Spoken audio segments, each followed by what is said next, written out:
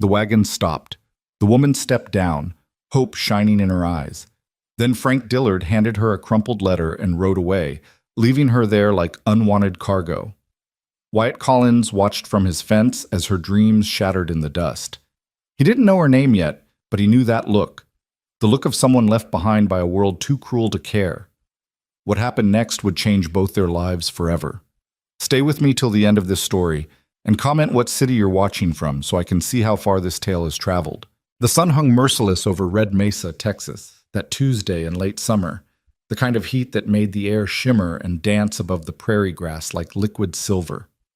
Wyatt Collins stood at his fence line, hammer in hand, sweat soaking through his shirt as he worked on the gate that had been hanging crooked for 3 days now. He was a man of routine. Wake before dawn, tend the horses, mend what needed mending, and ask nothing from nobody. At 32, he'd learned that solitude was safer than hope, and silence was better than the kind of promises people made and broke like dry kindling. But routine shattered the moment he heard the wagon wheels creaking down the road. Wyatt looked up, squinting against the glare. A buckboard wagon rolled toward Frank Dillard's property, the neighbor who lived a quarter-mile east. Frank was a hard man, the kind who measured worth in cattle and land, who spoke in grunts and demands. Wyatt had never liked him much, but they maintained the kind of distant civility that frontier neighbors required. Help during roundup, a nod when passing, nothing more. The wagon stopped at Frank's gate. Wyatt couldn't see the driver clearly from this distance, but he could make out Frank's stocky frame as the man walked out from his porch. Then someone else emerged from the wagon, a woman, her dress a pale blue that stood out against the dusty browns and golds of the landscape. Wyatt told himself to mind his own business. He turned back to the gate, drove another nail. But something made him look up again.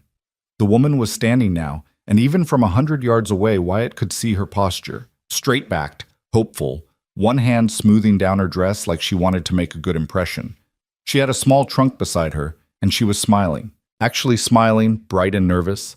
The way people smiled when they were about to step into a dream they'd been chasing for months. Frank stood 10 feet away from her, arms crossed, face hard as granite. The wagon driver said something Wyatt couldn't hear, then snapped the reins. The wagon pulled away, leaving the woman standing there with her trunk and her smile and her hope. She took a step toward Frank, hand extended. Frank didn't take it. Instead, he pulled something from his pocket, a piece of paper, folded and wrinkled, and thrust it toward her. The woman's smile faltered. She took the letter, confusion crossing her face. Her lips moved, forming words Wyatt couldn't hear. Questions, probably. Maybe please. Frank turned his back on her, just like that. Turned and walked toward his house like she was nothing more than an inconvenient interruption to his day. The woman stood frozen, the letter trembling in her hands. She looked down at it, and even from this distance, Wyatt saw the moment she started reading, saw the way her shoulders drew up tight, the way her free hand came up to her mouth, saw the exact second her whole world collapsed. Her knees buckled. She didn't quite fall, but she sank down, right there in the dirt, that pale blue dress pooling around her like spilled water. The letter fell from her fingers, caught by the breeze, skittering a few feet away before snagging on a clump of sage. Frank Dillard went inside his house and shut the door. Wyatt's hammer slipped from his hand, clattering against the fence post.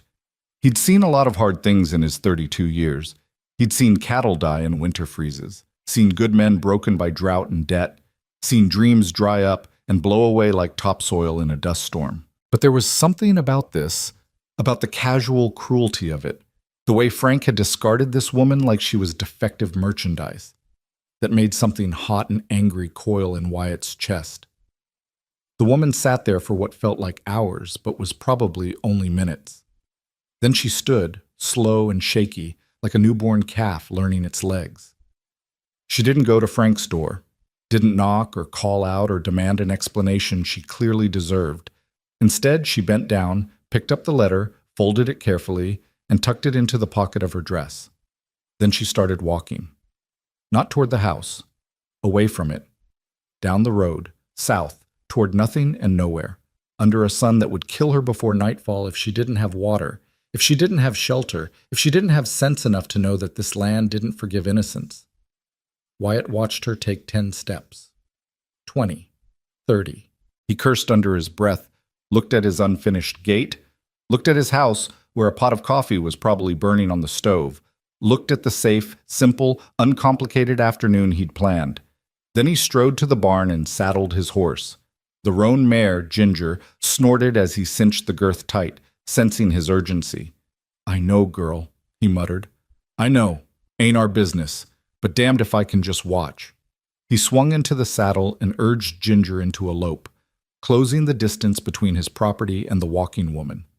She didn't turn at the sound of hoofbeats, just kept putting one foot in front of the other, like she was in some kind of trance. "Ma'am," Wyatt called when he was close enough. "Ma'am, hold up a minute." She stopped but didn't turn around.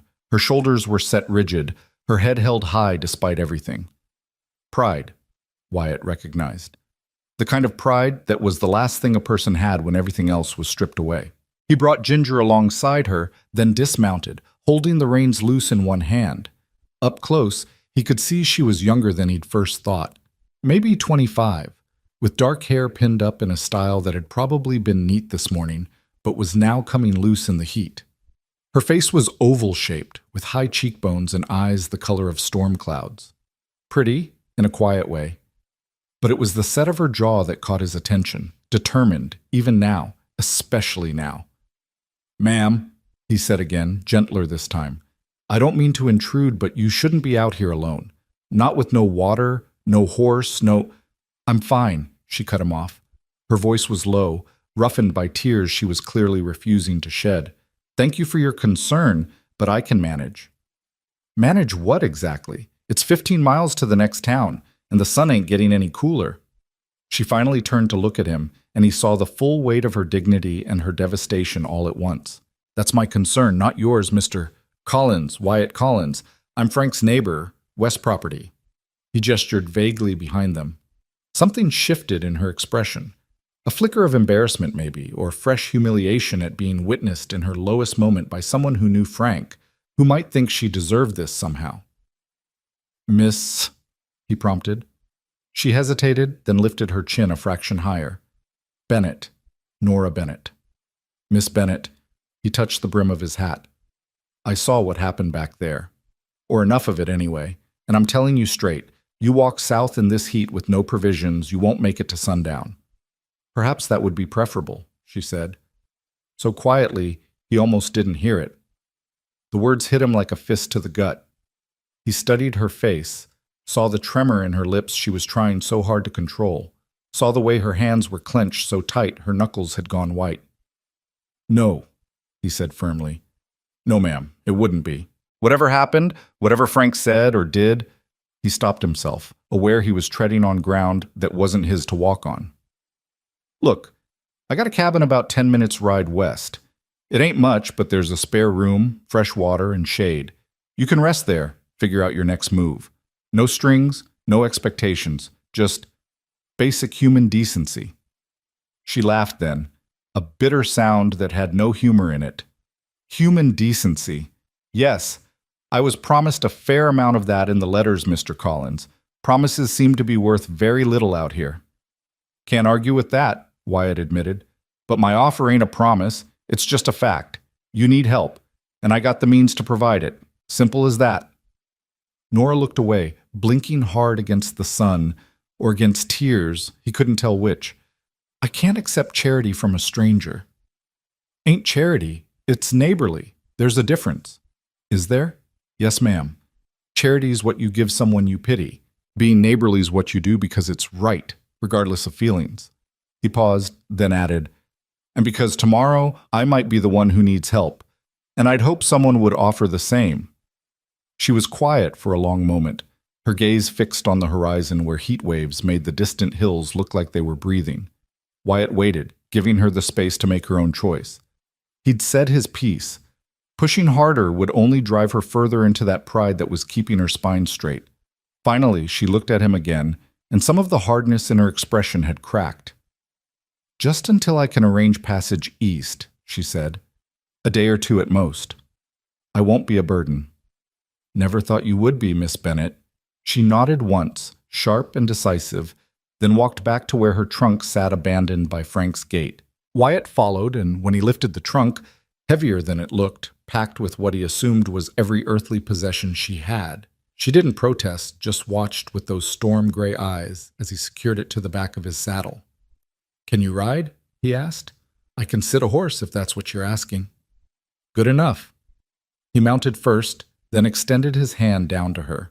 She hesitated for just a second before taking it, and he pulled her up to sit behind him. She sat stiff as a board at first, not holding on, until Ginger shifted and she grabbed at his shirt to keep from sliding. "Might want to hold on proper," Wyatt said. "Ginger's gentle, but the road's got ruts." Slowly, awkwardly, Nora's arms came around his waist. He could feel her trembling, whether from fear, exhaustion, or the shock of everything that had happened he didn't know. Probably all three. "All right then," he said quietly, and nudged Ginger into an easy walk. "Let's get you out of this sun." They rode in silence. The only sounds, the steady clip-clop of Ginger's hooves, the creak of leather, and the whisper of wind through the prairie grass. Wyatt was acutely aware of the woman behind him, of how her grip tightened whenever they hit a rough patch, of how she was working so damn hard to keep herself together. His cabin came into view after about 10 minutes, a simple structure of wood and stone, weathered but solid, with a small barn off to one side and a corral where his other two horses, Buck and Daisy, lifted their heads to watch their approach. It wasn't much by anyone's standards, but it was his. Paid for with his own sweat and years of hard work after he'd left his family's ranch in New Mexico. No debts, no strings, no one to answer to. He reined Ginger to a stop by the front porch and dismounted, then helped Nora down. She swayed slightly when her feet hit the ground, and he steadied her with a hand on her elbow. "You all right?" "Yes," she said, but her voice was faint. It's been a long day." "I imagine so." He grabbed her trunk and carried it up the porch steps, shouldering the door open. "Come on in. I'll get you some water." The interior of the cabin was dim and cool after the brutal sunlight. One main room served as kitchen and living area, with a stone fireplace on one wall and a rough-hewn table with two chairs near the window. Two doors led off the main room, one to Wyatt's bedroom, one to the spare room he used for storage. Nora stood just inside the doorway, looking around like she wasn't sure she was allowed to be there. Wyatt set her trunk down and went to the kitchen area, pumping water into a tin cup. "Here," he said, bringing it to her. "Drink slow. You're probably more dehydrated than you think." She took the cup with both hands, and he noticed they were still shaking. She drank carefully, and some color started coming back to her face.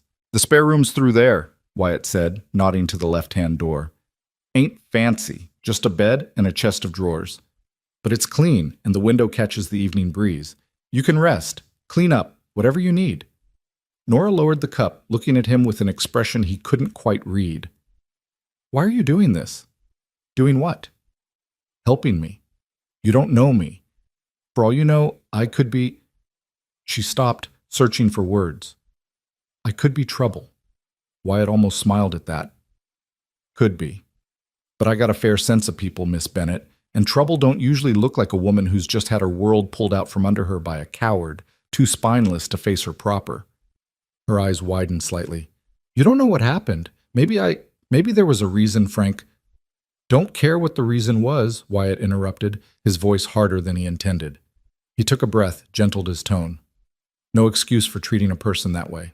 Leaving you standing there, not even having the decency to explain to your face, that ain't on you, Miss Bennett. That's on him." She looked down at the cup in her hands, and when she spoke again, her voice was barely above a whisper. "He said in the letter that he'd found someone younger, someone more suitable, that I'd misrepresented myself, that the photograph I'd sent must have been from years ago, and that he couldn't possibly—" She stopped, her throat working. Rage, white-hot and sudden, flared in Wyatt's chest. He clenched his jaw hard enough to make his teeth ache. "That man's a damn fool." Nora's head snapped up. "You don't have to—" "Ain't flattery, Miss Bennett. It's just fact. Any man who'd turn away a woman brave enough to travel halfway across the country on nothing but hope and a handful of letters, well, that man's got no sense and no honor. You're better off without him." Tears finally spilled over, tracking down her cheeks. She brushed at them angrily, like she was furious at herself for crying. "I'm sorry. I don't usually— I'm not—" "You got nothing to apologize for. Nothing." Wyatt took a step back, giving her space. Look, I'm going to tend the horses and give you some privacy. There's bread and cold chicken in the larder if you're hungry, and the wash basin's on the dresser in the spare room. You make yourself at home, rest up, and we can talk about what comes next when you're ready. No rush. She nodded, not trusting herself to speak. Wyatt grabbed his hat from the peg by the door and went outside, closing it softly behind him. He stood on the porch for a moment, breathing hard, trying to settle the anger still simmering in his blood. Frank Dillard. Christ. Wyatt had never liked the man, but he hadn't figured him for this kind of cruelty. Sending for a mail-order bride, letting her travel all that way, then turning her away like spoiled goods because she didn't match some fantasy he'd built up in his head. Younger. More suitable. The words made Wyatt sick. He stalked toward the barn where Ginger was waiting to be unsaddled. He worked mechanically, removing the tack, rubbing the mare down, his mind spinning. What the hell was he going to do now?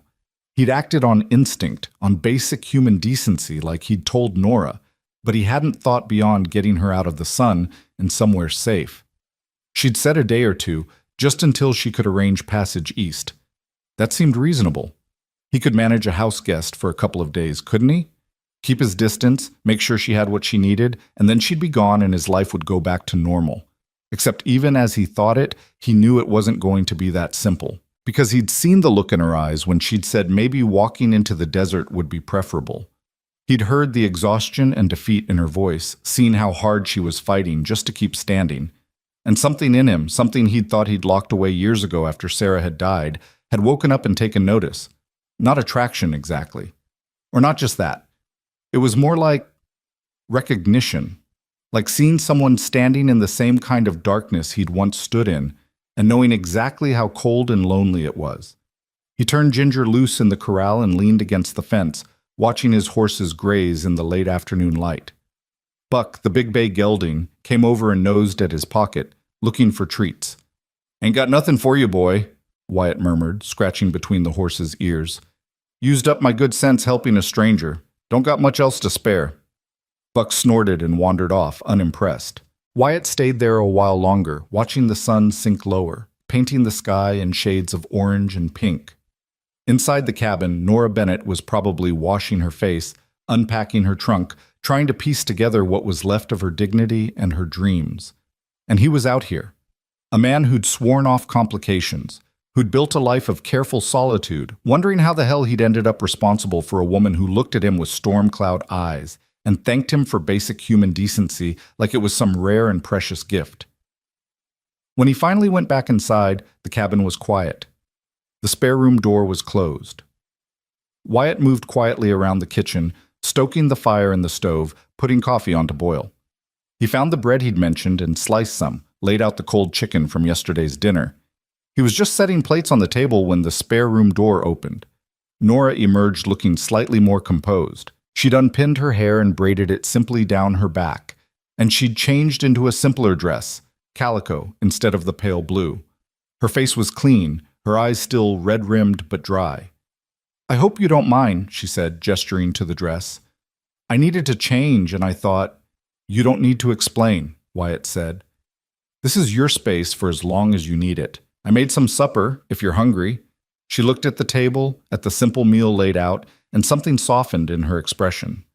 "Thank you. You've been very kind." They sat down across from each other, and for a few minutes they ate in silence. Wyatt wasn't much for conversation at the best of times, and he figured Nora probably needed quiet more than small talk. But the silence wasn't uncomfortable. It was the kind of silence two weary people could share, each caught up in their own thoughts. Finally, Nora spoke. "How long have you lived here, Mr. Collins?" "About 6 years now. And it's Wyatt, please. Mr. Collins was my father, and we didn't get along." A ghost of a smile crossed her face. "Wyatt, then. And you should call me Nora. I think we're past formalities, given the circumstances." "Nora." He tested the name, found he liked the sound of it. "You came from Missouri, you said?" "St. Louis. I was a seamstress there, had a small shop with my aunt. When she passed last year, I couldn't keep the business going alone. The rent was too high, the competition too fierce. I was facing some difficult choices. She looked down at her plate. Then I saw an advertisement in the newspaper. Western men seeking respectable women for marriage. It seemed like a chance to start over, to build something new. And you picked Frank Dillard's ad. He wrote nice letters, she said quietly. Talked about his ranch, about building a future, about wanting a partner to share his life with. He seemed honest, steady. I thought. She trailed off, shaking her head. It doesn't matter what I thought. I was wrong. Wyatt set down his fork, leaning back in his chair. You weren't wrong to hope for better, Nora, and you weren't wrong to be brave enough to chase it. Frank's the one who lied, who built you up just to knock you down. That's on him, not you. She met his eyes, and he saw something shift there, a crack in the armor she'd built around herself. You keep saying that. Why? Because it's true. You don't know me. For all you know, maybe I am too old for him. Maybe I did misrepresent myself. Maybe... How old are you? Wyatt asked bluntly. She blinked. 26. And Frank's what, 45, 50? He's got no room to talk about age. And as for misrepresenting yourself, did you lie in your letters? No, I told him exactly who I was, what I'd done, Then you didn't misrepresent nothing. He's just a man who got cold feet and didn't have the stones to face you like a man should. Wyatt's voice was rough with barely contained anger. You traveled near 1,000 miles on his word, and he couldn't even give you an explanation to your face. That tells me everything I need to know about his character and nothing about yours. Nora stared at him, and slowly, very slowly, some of the rigid control she'd been holding on to began to crumble. Her eyes filled again, but this time she didn't try to hide it. I don't know what to do, she whispered. I spent everything I had on the train ticket. I don't have money to go back. I don't have anywhere to go back to. I thought I was coming here to start my life, and instead Her voice broke. I'm nowhere. I'm nothing. You're not nothing. Wyatt said it with such conviction that she looked startled. You're a woman who had the courage to risk everything for a better life. That ain't nothing. That's damn near everything.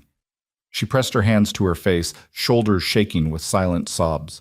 Wyatt felt helpless, useless. He was a man who knew how to fix fences and break horses and survive hard winters, but comforting a crying woman was about as far outside his skill set as you could get. Still, he couldn't just sit there. He stood, awkward and uncertain, and moved around the table. He didn't touch her, didn't think he had the right, but he pulled out the chair next to her and sat down, close enough that she'd know she wasn't alone. Listen to me, Nora, he said quietly. I know it feels like the world just ended. I know it feels like you're standing in a hole so deep you can't see daylight, but you're still standing. That counts for something. That counts for a lot. She lowered her hands, looking at him with those red, swollen eyes. How would you know? Because I've been there. The words came out before he could stop them. Different circumstances, maybe. But I've been in that hole. I felt like everything I built just crumbled to dust. And I'm here to tell you, you survive it. You keep putting one foot in front of the other, even when it feels pointless. And eventually, you find your way back to daylight. How? She asked desperately. How do you do that? Wyatt was quiet for a moment, remembering Sarah, the fever that took her, the year after where he'd barely been able to function. Remembering how he'd sold his family's ranch, left New Mexico, drifted until he found this patch of land in Texas and decided to stop running. You start small, he said finally. You don't think about the big picture, about rebuilding your whole life. You just think about the next thing, the next hour, the next day. You eat when you need to eat. You sleep when you need to sleep. You do the next task in front of you, and then the one after that. And somewhere along the way, without even noticing, you realize you're not just surviving anymore. You're living again. Nora was quiet, taking that in. Then she said very softly, What was in your hole, Wyatt? What crumbled for you? He almost didn't answer. It wasn't something he talked about. It wasn't something he let himself think about most days. But there was something about the rawness of this moment, about the way she'd let him see her breaking, that made him want to offer the same honesty in return. My wife, he said. Sarah. We'd been married 3 years when she got sick, Fever. The doctor couldn't do nothing for it. She died in our bed while I held her hand and felt completely goddamn useless. Nora's breath caught. Oh, Wyatt, I'm so sorry. It was 8 years ago, he said. Feels like yesterday sometimes. Feels like a lifetime ago others. After she died, I didn't handle it well. Sold everything. Drifted for a couple of years. Finally ended up here and figured if I was going to keep breathing, I might as well build something worth breathing for. And did you? Build something worth it? Wyatt looked around the cabin, at the simple furniture he'd made with his own hands, at the life he'd constructed from nothing but stubbornness and survival instinct. I built something, he said. Whether it's worth anything, I'm still figuring that out. They sat in the growing darkness, neither moving to light a lamp. Outside, the crickets started their evening song, and a cool breeze finally began to blow through the open windows. Thank you, Nora said after a long while, for telling me that. For all of this. You don't need to thank me. Yes, I do. You didn't have to help me. You could have ridden right past, minded your own business. Most people would have. Most people ain't worth knowing then. She laughed at that. A small, watery sound, but genuine. It was the first real laugh he'd heard from her, and something about it eased the tightness in his chest. I should let you rest, Wyatt said, standing. It's been a hell of a day for you. We can talk tomorrow about what comes next, figure out your options. Nora nodded, standing as well. She swayed slightly, exhaustion finally catching up with her, and Wyatt steadied her with a hand on her arm. I'm all right, she said, but she didn't pull away immediately. Just tired. Then sleep. The world ain't going nowhere. Your problems will still be there in the morning, and you'll be stronger to face them after some rest. She looked up at him, and in the dim light, her eyes were shadowed but searching. You're a good man, Wyatt Collins. Don't let anyone tell you different. Before he could respond, she turned and went to the spare room, closing the door softly behind her. Wyatt stood there in the dark cabin, her words echoing in his head. A good man. He didn't feel like a good man. He felt like someone who'd acted on impulse, who'd complicated his simple life by taking in a stranger, who was probably going to regret this whole thing in about 48 hours. But as he finally lit a lamp and settled into his own room, he couldn't quite convince himself that regret was what he was feeling. What he felt was something else entirely, something he hadn't felt in 8 years. He felt needed. And against all his better judgment, that didn't feel like a burden. It felt like waking up. The next morning came soft and quiet, dawn light filtering through the cabin windows in shades of gold and rose. Wyatt woke to the sound of someone moving around in the kitchen, soft footsteps, the quiet clink of dishes. He dressed quickly and emerged from his room to find Nora at the stove, her hair still in the simple braid from yesterday, wearing the same calico dress. She'd gotten the fire going and was making coffee, and the smell of it filled the cabin like a promise. She turned when she heard him, looking uncertain. I hope you don't mind. I woke early and thought I could at least make myself useful. Don't mind at all, Wyatt said, moving to the table. Though you're a guest here. You don't need to. I can't just sit idle, she interrupted, then caught herself. I'm sorry. I don't mean to be presumptuous. It's just, I need to do something. I need to feel like I'm not completely helpless. Wyatt understood that. Pride and purpose. Sometimes they were all a person had to hold on to. Coffee sounds good then. Thank you. They sat together as the sun climbed higher, drinking coffee and not saying much. Wyatt found himself watching her when he thought she wouldn't notice. The way she held her cup with both hands, like she was trying to warm herself despite the growing heat of the day, the way her eyes kept drifting to the window, like she was looking for something she couldn't quite name.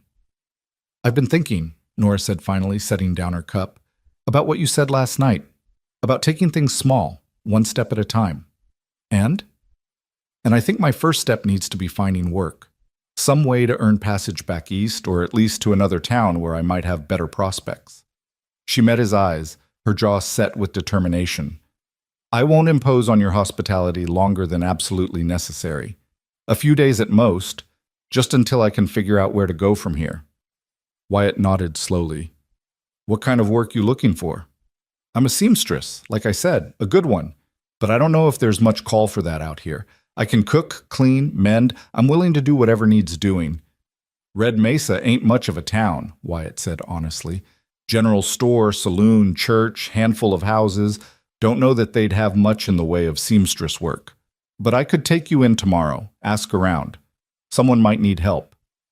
Tomorrow? Well, it's already near noon today, and he hesitated, not wanting to overstep. And I thought maybe you could use another day to rest. Get your strength back. The world's still going to be there tomorrow, like I said. Nora looked like she wanted to argue, but then she just nodded, some of the tension leaving her shoulders. All right, tomorrow then. The rest of that day passed in a kind of quiet companionship that surprised them both. Wyatt went about his usual chores, tending the horses, checking the fence line, chopping wood for the stove. Nora stayed close to the cabin, but he'd see her occasionally, sitting on the porch with some mending she'd found in his things, or walking slowly around the property like she was trying to memorize every detail. Late in the afternoon, he found her standing by the corral, watching Buck and Daisy. "They're beautiful," she said when he approached. "I've never been this close to horses before." "Never?" "I grew up in the city. The closest I got to horses was seeing them pull carriages down the street." She reached out tentatively toward Buck, who'd wandered over to investigate. "Is he friendly?" "Buck? He's a sweetheart, just nosy." Wyatt opened the gate and led her inside. "Here, give him this, flat palm. Don't curl your fingers." He placed a piece of carrot in her hand, and she offered it nervously. Buck took it gently, his lips soft against her palm, and Nora's face lit up with surprised delight. "Oh, that tickles!" Wyatt found himself smiling. "Want to pet him? Just stroke down his nose, nice and slow." She did, cautious at first, then with more confidence as Buck stood patient and still. "He's so soft. I didn't expect that." "They look tough, but they're gentle creatures mostly. Long as you treat them right, they'll give you everything they got." Nora looked at him over Buck's head. "Is that true of all creatures, do you think? Or just horses?" There was something in the question that felt like it reached beyond the words. Wyatt held her gaze, saw the vulnerability there, the hope she was trying so hard not to feel. "I'd like to think so," he said quietly. "Though people are more complicated than horses. Harder to predict, harder to trust." "Yes," she agreed softly. "They are." They stood there in the golden afternoon light, the horses grazing peacefully around them, and something unspoken passed between them. An understanding, maybe, or just the simple recognition that they were both people who'd been hurt, who'd learned to be careful, who'd built walls to keep the world at a safe distance. But walls could be lonely too. That evening, Nora insisted on making supper. Wyatt tried to argue, but she was determined, so he let her take over the kitchen while he cleaned up from the day's work. The cabin filled with the smell of cooking, salt pork and beans, biscuits baking in the oven. And when they sat down to eat, Wyatt realized it was the first real meal he'd had in this house that he hadn't cooked himself in years. "This is good," he said, and meant it. "Real good." Nora flushed with pleasure. "It's nothing fancy. Don't need fancy, just need good, and this is that." They talked more easily this time, the conversation flowing without the weight of yesterday's trauma pressing down on every word. Nora told him about St. Louis, about her aunt who'd taught her to sew, about the little shop they'd run together. Wyatt told her about the ranch, about his plans to expand the herd next year, about the challenges of making a living from this hard land. It was comfortable, easy, and that should have been a warning, should have made Wyatt pull back, but instead he found himself leaning in. When they finished eating, Nora started clearing the dishes, but Wyatt stopped her. "You cooked. I'll clean. Fair's fair." "We could do it together," she suggested. "Make it go faster."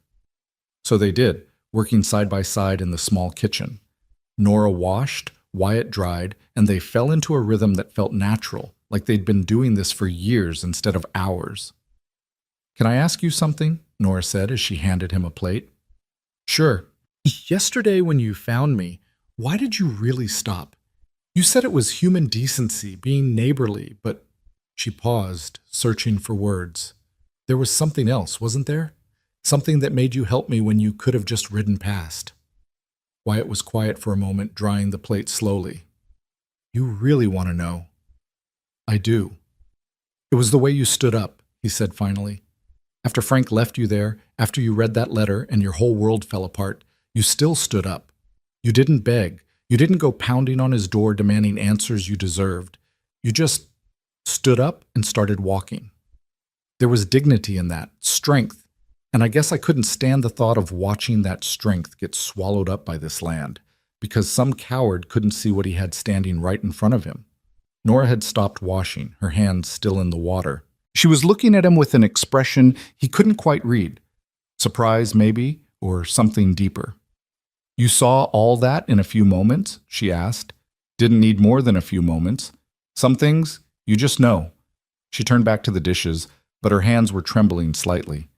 My mother used to say I was too proud for my own good, said it would be my downfall.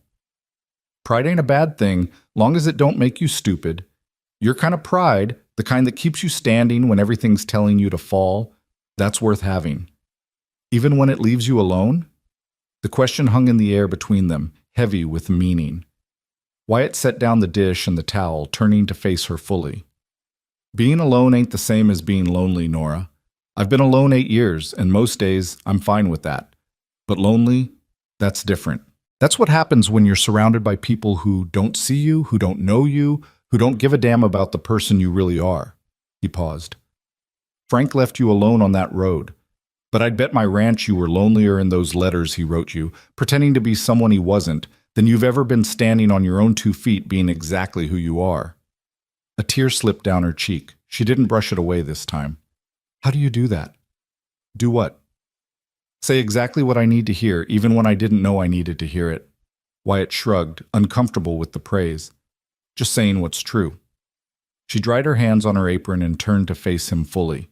They were standing close in the small kitchen, closer than they'd been before, and Wyatt was suddenly acutely aware of every detail, the way the lamplight caught in her dark hair, the way her eyes were still shining with unshed tears, the way she was looking at him like he'd just handed her something precious. Thank you, she said softly.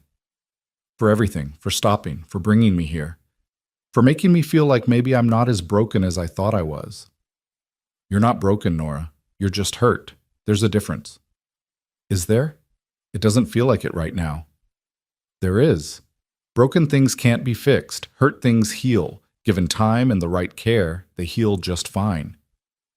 She held his gaze for a long moment, and something passed between them, something electric and dangerous and full of possibility. Wyatt felt it like a physical pull, drawing him toward her, and for a heartbeat, he thought about closing that last bit of distance, about finding out if her lips were as soft as they looked. But he didn't, because she was vulnerable right now, hurting and lost and looking for something solid to hold on to. And he wouldn't take advantage of that, wouldn't let her reach for him when she might just be reaching for anyone who offered kindness in the midst of her pain. So instead, he stepped back, breaking the moment gently. You should get some rest. Tomorrow's going to be a long day if we're riding into town. Disappointment flickered across her face, there and gone so quick he might have imagined it, but she nodded, composing herself. Yes, you're right. Good night, Wyatt. Good night, Nora.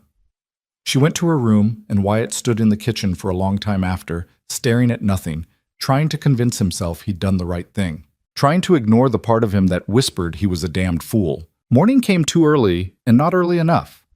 Wyatt had spent half the night staring at the ceiling of his room, listening to the sounds of the cabin settling, acutely aware that just one wall away, Nora was sleeping in his spare room. Or maybe she wasn't sleeping either. Maybe she was lying awake too, thinking about that moment in the kitchen when the air between them had felt charged with something neither of them was ready to name. He gave up on sleep around dawn and dressed quietly, slipping out to tend the horses before the heat of the day set in. The morning was cool and clear, the kind of Texas morning that made a man forget how brutal the afternoons could be. Buck nickered softly when Wyatt approached, and he spent a few minutes brushing down the bay gelding, finding comfort in the familiar rhythm of the work.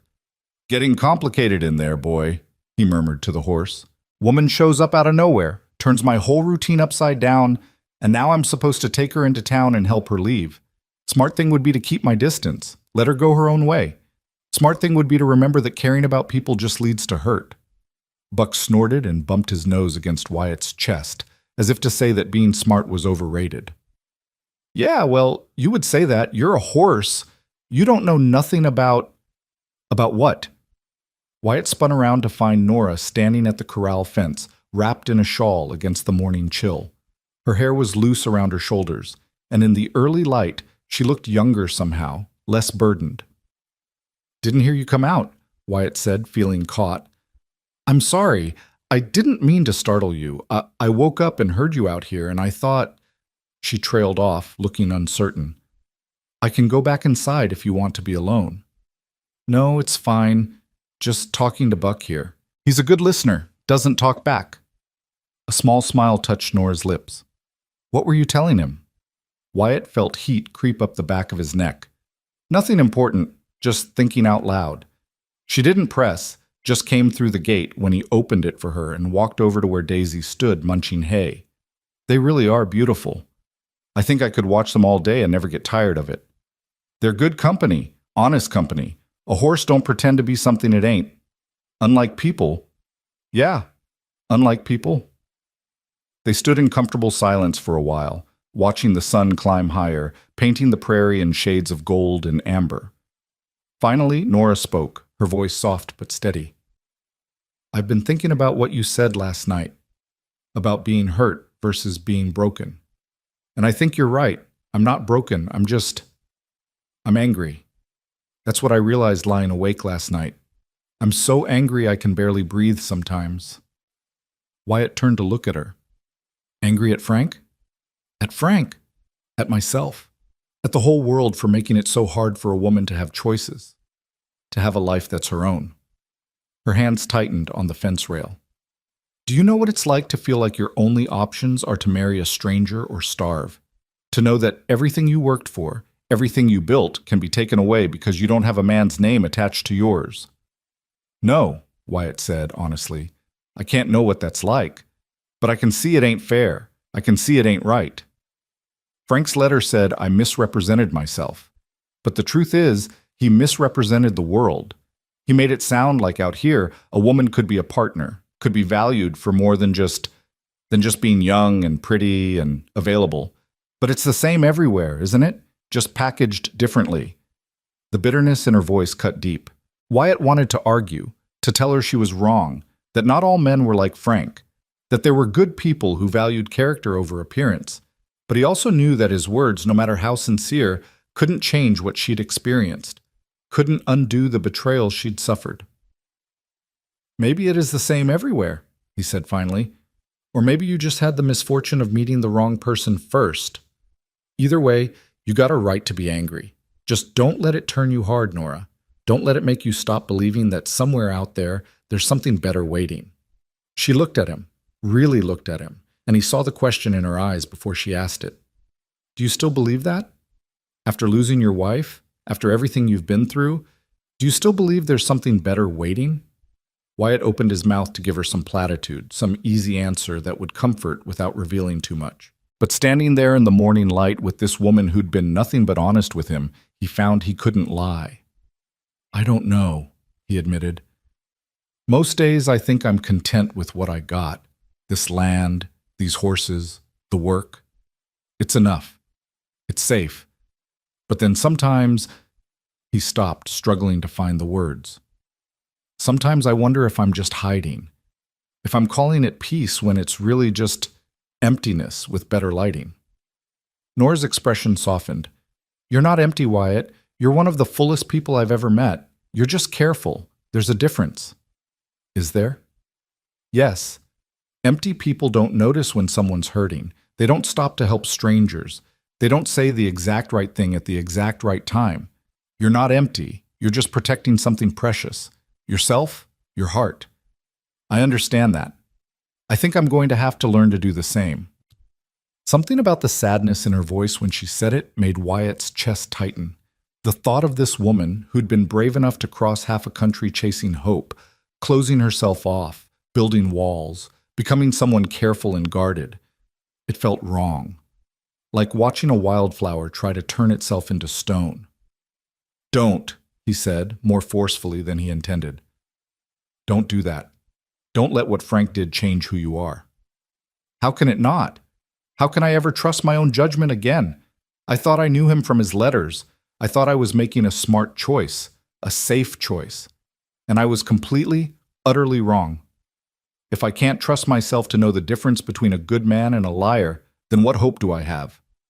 Wyatt turned to face her fully, and before he could think better of it, he reached out and took her hand. It was the first time he'd touched her with intention, not just to steady her or help her down from a horse, and the contact sent something electric up his arm.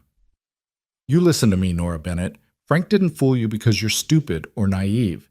He fooled you because he's a practiced liar, because he knew exactly what a desperate woman wanted to hear, and he fed it to you in carefully written letters. That's on him, not you. Your judgment ain't broken. You just met someone who was real good at deception." "How do you know? How can you be so sure?" "Because I've seen you make decisions since you got here. You decided to accept help when it was offered, even though your pride told you not to. You decided to stay when leaving would have killed you. You decided to look for work instead of giving up. Every choice you've made since Frank left you on that road has been smart and strong and right. Your judgment's just fine, Nora. You just need to start trusting it again." She stared at their joined hands, and when she looked back up at him, her eyes were shining. "Why are you so good to me? You don't owe me anything. You don't even know me." "I'm getting to know you," Wyatt said quietly. "And what I'm learning, I like. You're brave and honest and stronger than you know. Any man who couldn't see, that ain't worth a second of your time." Nora's breath hitched, and for a moment, Wyatt thought she might cry. But instead, she squeezed his hand and said, "We should get ready for town. The sooner I find work, the sooner I can start putting my life back together." It was the right thing to say, the practical thing, so why did it feel like a door closing? Wyatt released her hand and nodded. "I'll hitch up the wagon. Be ready to leave in an hour?" "I'll be ready." They rode into Red Mesa in the wagon, with Ginger tied to the back. The town was exactly as Wyatt had described, small and dusty, a handful of buildings clustered around a single main street. The general store sat on one corner, the saloon on another, and the church stood at the far end like a white sentinel watching over everything. As they rolled down the street, Wyatt noticed the stairs. People stopped what they were doing to watch them pass. Mrs. Henderson sweeping her porch, old Charlie sitting outside the saloon, even Reverend Matthews pausing in his walk to the church. Of course they were staring.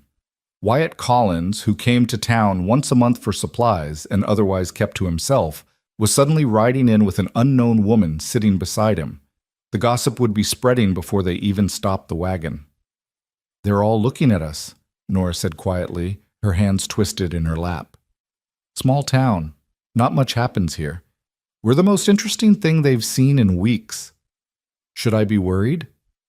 About their staring? Nah. About their talking? Maybe a little.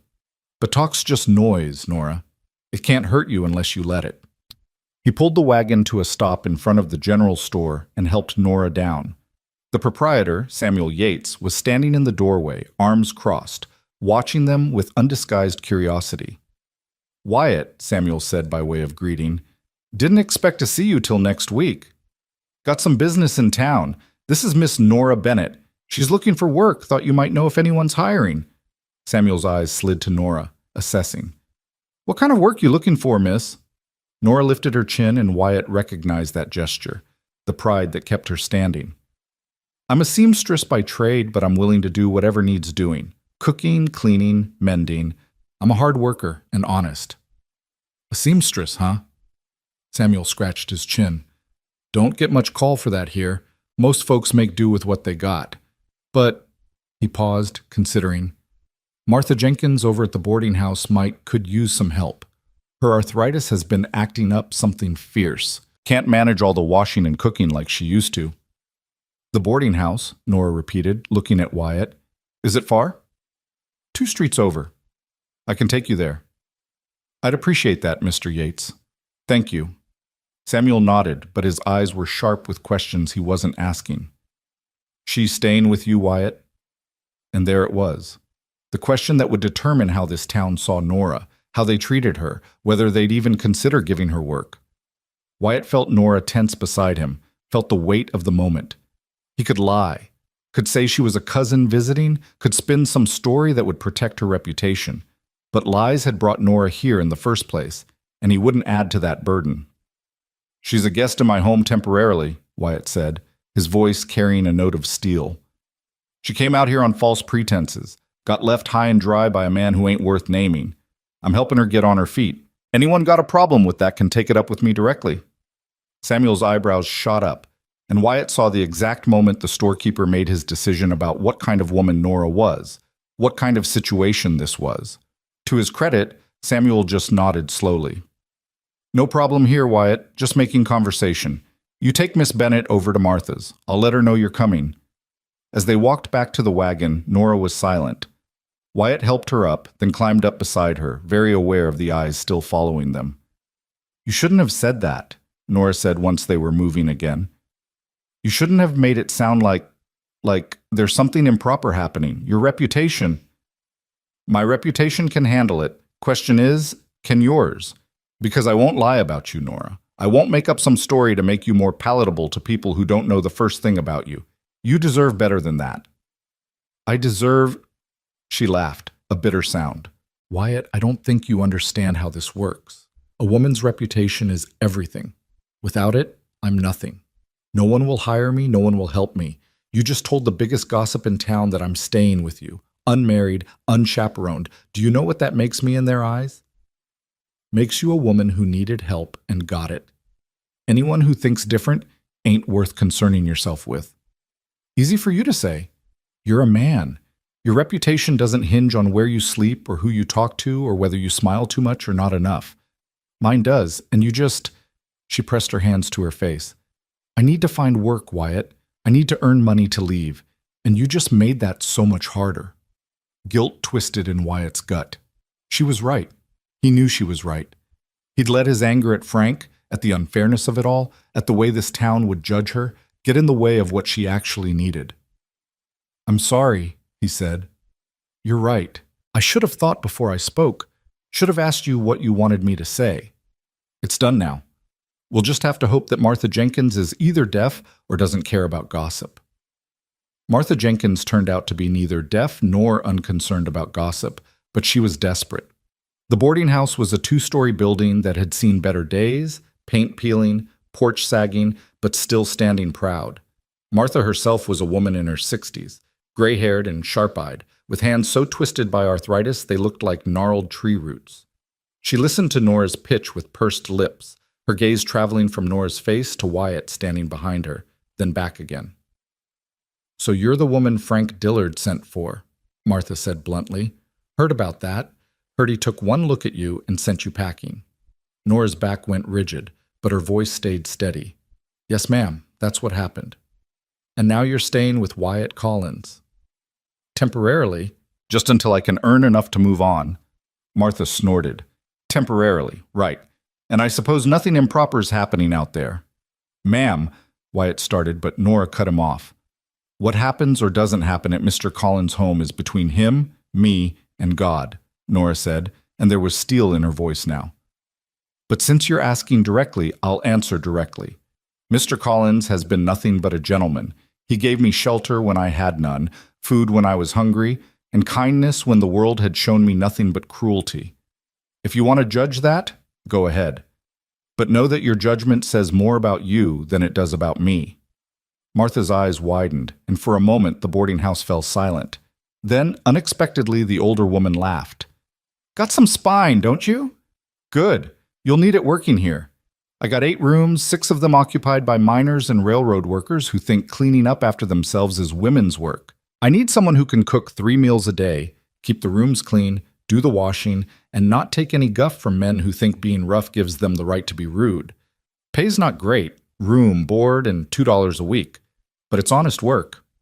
Nora's eyes lit up with hope. "I'll take it. When can I start?" "Tomorrow morning, 5 a.m. sharp. You'll room upstairs, 3rd door on the left. It ain't fancy, but it's clean and private." Martha paused, her gaze softening just slightly. "And for what it's worth, girl, Frank Dillard's a fool. I've known him 20 years, and he's always been the kind of man who wants perfection, but wouldn't know it if it bit him on the ass. You're better off without him." "Thank you, ma'am." "Don't thank me yet. Wait till you've dealt with a week of miners tracking mud through the house and demanding biscuits at midnight. Now get on out of here. I'll see you tomorrow." They walked back to the wagon in silence. Wyatt could feel the tension radiating off Nora, could see the way she was holding herself together through sheer force of will. It wasn't until they were out of town, heading back toward his ranch, that she finally spoke. So that's it then. Tomorrow I start work, and this whole nightmare chapter of my life can start to close. You don't sound happy about it. I'm grateful for the opportunity. Martha's giving me a chance when she didn't have to. It's more than I had this morning. But, Nora was quiet for a long moment. But it's not what I came here for, is it? I came here to build a life, to have a partnership, to be more than just a servant.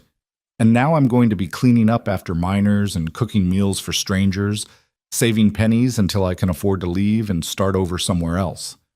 It's not a life. It's just survival. Wyatt understood that feeling, understood it bone deep, because wasn't that what he'd been doing for 8 years? Just surviving, just going through the motions, calling it peace when it was really just an absence of pain? Maybe survival's enough for now, he said. Maybe you build the life you want one small piece at a time, starting with just staying alive and moving forward. Is that what you're doing? Building a life one piece at a time? I thought I was. Now I'm not so sure. She turned to look at him, and in the afternoon light her eyes were the color of smoke. What changed? You, he wanted to say. You walked into my carefully constructed solitude and made me remember what it feels like to care about someone beyond myself. You made me angry on your behalf, protective, hopeful. You made me feel things I thought I'd buried with Sarah. But he couldn't say any of that. It was too much, too soon, too complicated. So instead he said, "Nothing changed. I'm just thinking out loud again." They rode the rest of the way in silence, but it was different now, heavier, loaded with all the things they weren't saying. When they reached the ranch, Wyatt helped Nora down from the wagon and unhitched Ginger. Nora stood on the porch, looking at the cabin like she was trying to memorize it. "This is my last night here," she said when Wyatt joined her. "Tomorrow, I'll be at Martha's boarding house, and you'll have your life back, your routine, your peace and quiet." "Yeah," Wyatt said, but the word felt hollow. "I should pack my things. Get ready for tomorrow." Nora, she turned to face him, and he saw tears threatening at the corners of her eyes. "Thank you, Wyatt, for everything. I'll never forget what you did for me, the kindness you showed when I needed it most. You saved my life, and I don't just mean from the heat and the road. You saved me from giving up, from believing that all men are like Frank, that all hope is foolish. You gave me something to hold on to when I had nothing, so thank you." She stood on her toes and kissed his cheek, quick and soft, then turned and went inside before he could respond. Wyatt stood on the porch, his hand coming up to touch the spot where her lips had been, and felt something crack open in his chest, something he'd kept locked and sealed for 8 long years. He was falling for her. God help him, he was falling for Nora Bennett, and tomorrow she'd be gone. That night, they moved around each other like ghosts, both hyper-aware that this was their last evening together. Nora cooked dinner, a better meal than Wyatt usually bothered with, using up the last of the vegetables from his small garden. They ate mostly in silence, the weight of unspoken words pressing down on them. After dinner, they sat on the porch watching the sunset. The sky was on fire, streaked with orange and purple and red, the kind of sunset that made poets write bad verses and religious men see God. "It's beautiful here," Nora said softly. "I can see why you chose this place. It's quiet, peaceful, or it was anyway." She glanced at him. "Was?" "Before you showed up and disrupted everything." He meant it as a joke, but it came out more serious than he intended. Nora looked down at her hands. "I'm sorry, I never meant to. I didn't say it was a bad thing." Wyatt cut her off. "Just different. You made me remember what it's like to have someone to talk to at the end of the day, someone to share meals with, someone who—" He trailed off, not sure how to finish. "Someone who what?" "Someone who makes the silence feel less empty." Nora's breath caught. "Wyatt, you asked me this morning if I still believed something better was waiting. I said I didn't know, but sitting here with you, watching the sunset, I think maybe I do believe it, or I want to. You make me want to believe it. Don't, she whispered. Please don't say things like that. Why not? It's true. Because it makes leaving harder. Because I have to leave, Wyatt. I have to make my own way, earn my own money, prove to myself that I can survive without depending on anyone. I can't stay here and let you take care of me. That's not who I am. I know that's not who you are. You're strong and independent and you don't need anyone to save you. But that don't mean you have to face everything alone, Nora. That don't mean you can't let someone stand beside you while you figure things out. She turned to face him fully, and in the dying light she looked ethereal, fragile and strong all at once. What are you saying? I'm saying don't go to Martha's tomorrow. Stay here. Work the ranch with me. I can't pay you much, but you'd have room and board, and you wouldn't have to answer to anyone but yourself. You could save money, figure out your next steps, and you'd be safe. No minors harassing you, no gossip, just us, working together. Wyatt, that would make the gossip so much worse. People already think. I don't give a damn what people think. Let them talk. Let them assume whatever they want. I know the truth. You know the truth. That's all that matters. Is it? Is it really? Because that kind of talk can ruin me, Wyatt. It can make it so I never get another chance, never find another position. Your reputation might survive, but mine won't. Then marry me. The words fell out of his mouth before his brain could catch up with them.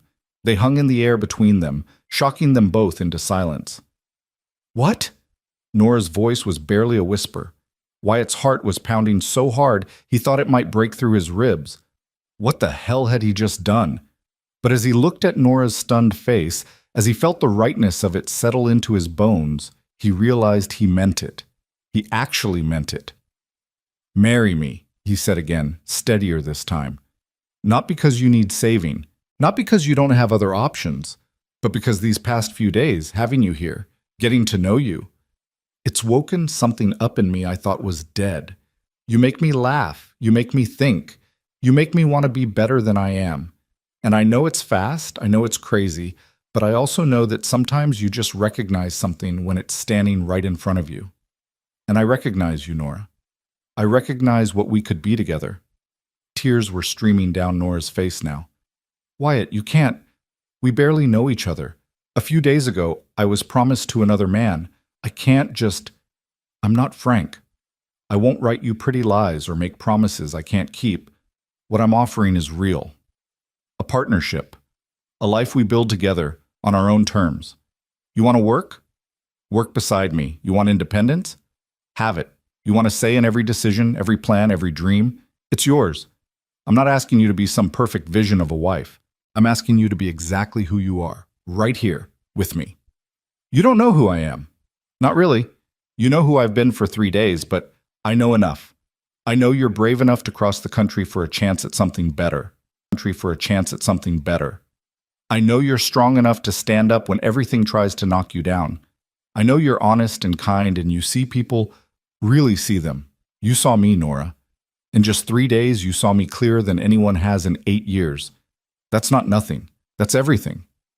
Nora was shaking her head, but she wasn't pulling away. I came here for the wrong reasons.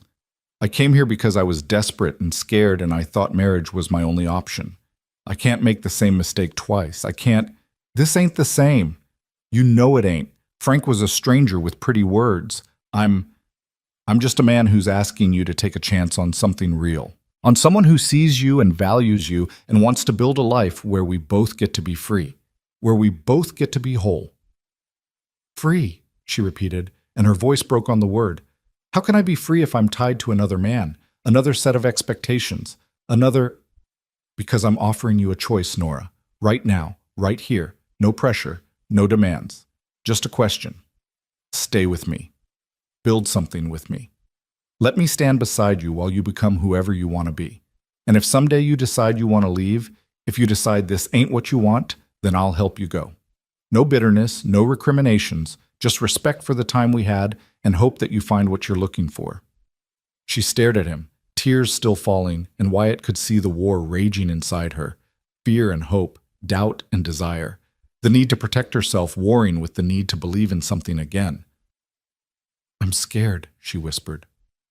I'm so scared, Wyatt. What if I'm wrong again? What if... Then we'll be wrong together. But at least we'll be honest about it. At least we'll try. The sun had set completely now, stars beginning to emerge in the darkening sky. An owl called somewhere in the distance, and the night breeze carried the scent of sage and grass. Nora took a shaking breath, then another. Then she said so quietly he almost didn't hear it, "All right." "All right?" "All right, I'll stay. I'll marry you. But Wyatt, I need you to promise me something. Anything. Promise me that if I change my mind, if I wake up one day and realize I made another mistake, you'll let me go. No guilt, no manipulation, just freedom. Can you promise me that?" It would kill him, Wyatt knew. If she left, it would break something in him that might never heal. But looking at her tear-stained face, seeing the vulnerability and the courage it took for her to even consider staying, he knew there was only one answer he could give. "I promise. Your freedom is yours, Nora. Always. I won't ever take that from you." She nodded, and then, before he could prepare himself, she stepped forward and wrapped her arms around him, burying her face in his chest. Wyatt held her, feeling her tremble, feeling his own heart racing like a wild thing. "Thank you," she murmured against his shirt. "Thank you for seeing me, for giving me a choice, for making me believe that maybe, just maybe, I deserve something good." "You deserve everything good, Nora Bennett, and I'm going to spend every day trying to give it to you." They stood there in the darkness, holding each other, two broken people who'd found something worth healing for. And for the first time in 8 years, Wyatt Collins felt something that resembled hope blooming in his chest. The next morning brought clarity and doubt in equal measure. Wyatt woke before dawn, as always, and lay in his bed staring at the ceiling, wondering if he'd lost his mind. He'd proposed to a woman he'd known for 3 days. 3 days. Sarah he'd courted for 2 years before asking for her hand, and now here he was, planning to marry a virtual stranger because she made him feel alive again. But when he emerged from his room and found Nora already up, making coffee in the kitchen with her hair braided and her sleeves rolled up, looking like she belonged there, all his doubts quieted. She turned when she heard him, and her smile was tentative but real. "Morning. I hope you don't mind. I couldn't sleep, so I thought I'd make myself useful." "You're allowed to just exist here, Nora. You don't have to earn your keep every minute." "I know, I need to feel like I'm contributing something. It's how I'm built, I guess." Wyatt crossed to the table and sat down. "We should talk.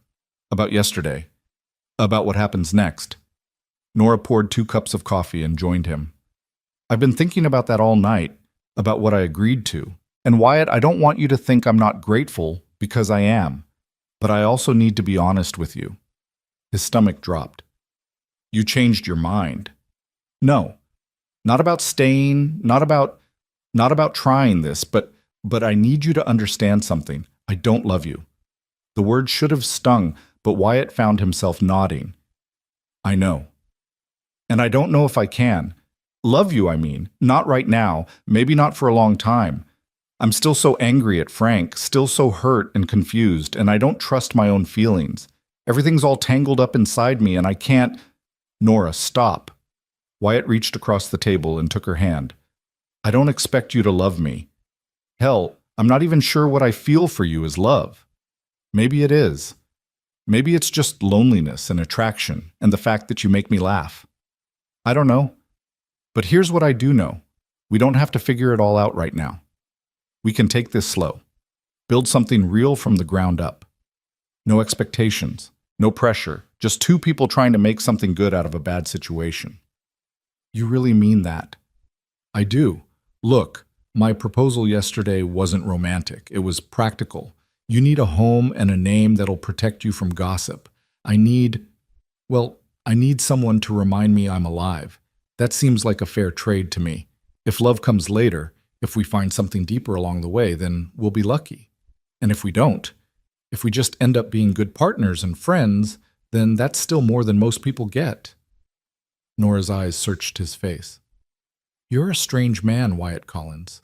Most men would want promises of love and devotion." "I'm not most men.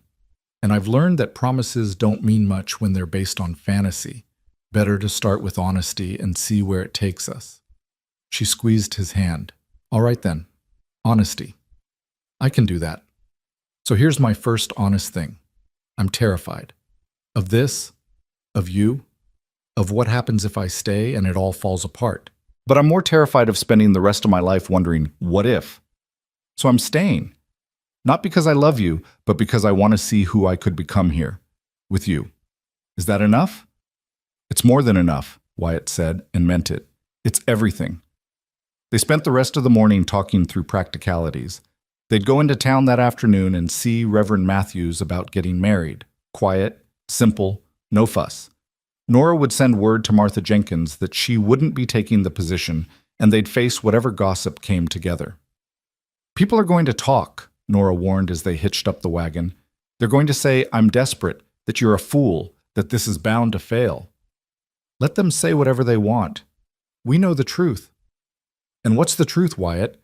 What are we really doing here? He thought about that as he helped her into the wagon. What were they doing? Grabbing at hope? Building something from broken pieces? Trying to outrun their own loneliness? We're surviving, he said finally. Together. And maybe, if we're lucky, somewhere along the way, we'll figure out how to live again too. The ride into Red Mesa was different this time. The air felt charged with possibility and fear.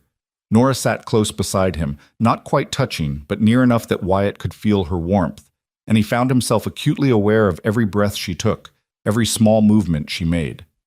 When they reached the church, Reverend Matthews was in his garden, tending to a sad collection of vegetables that were barely surviving the Texas heat.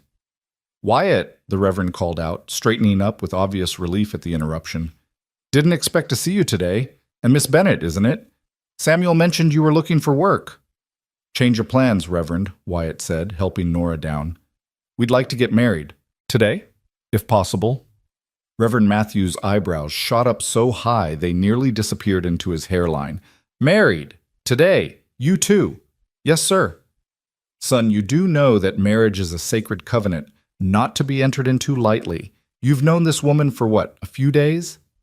3 days, sir, and I know it's fast. I know folks will talk, but I also know that Miss Bennett needs protection from gossip and speculation, and I can provide that.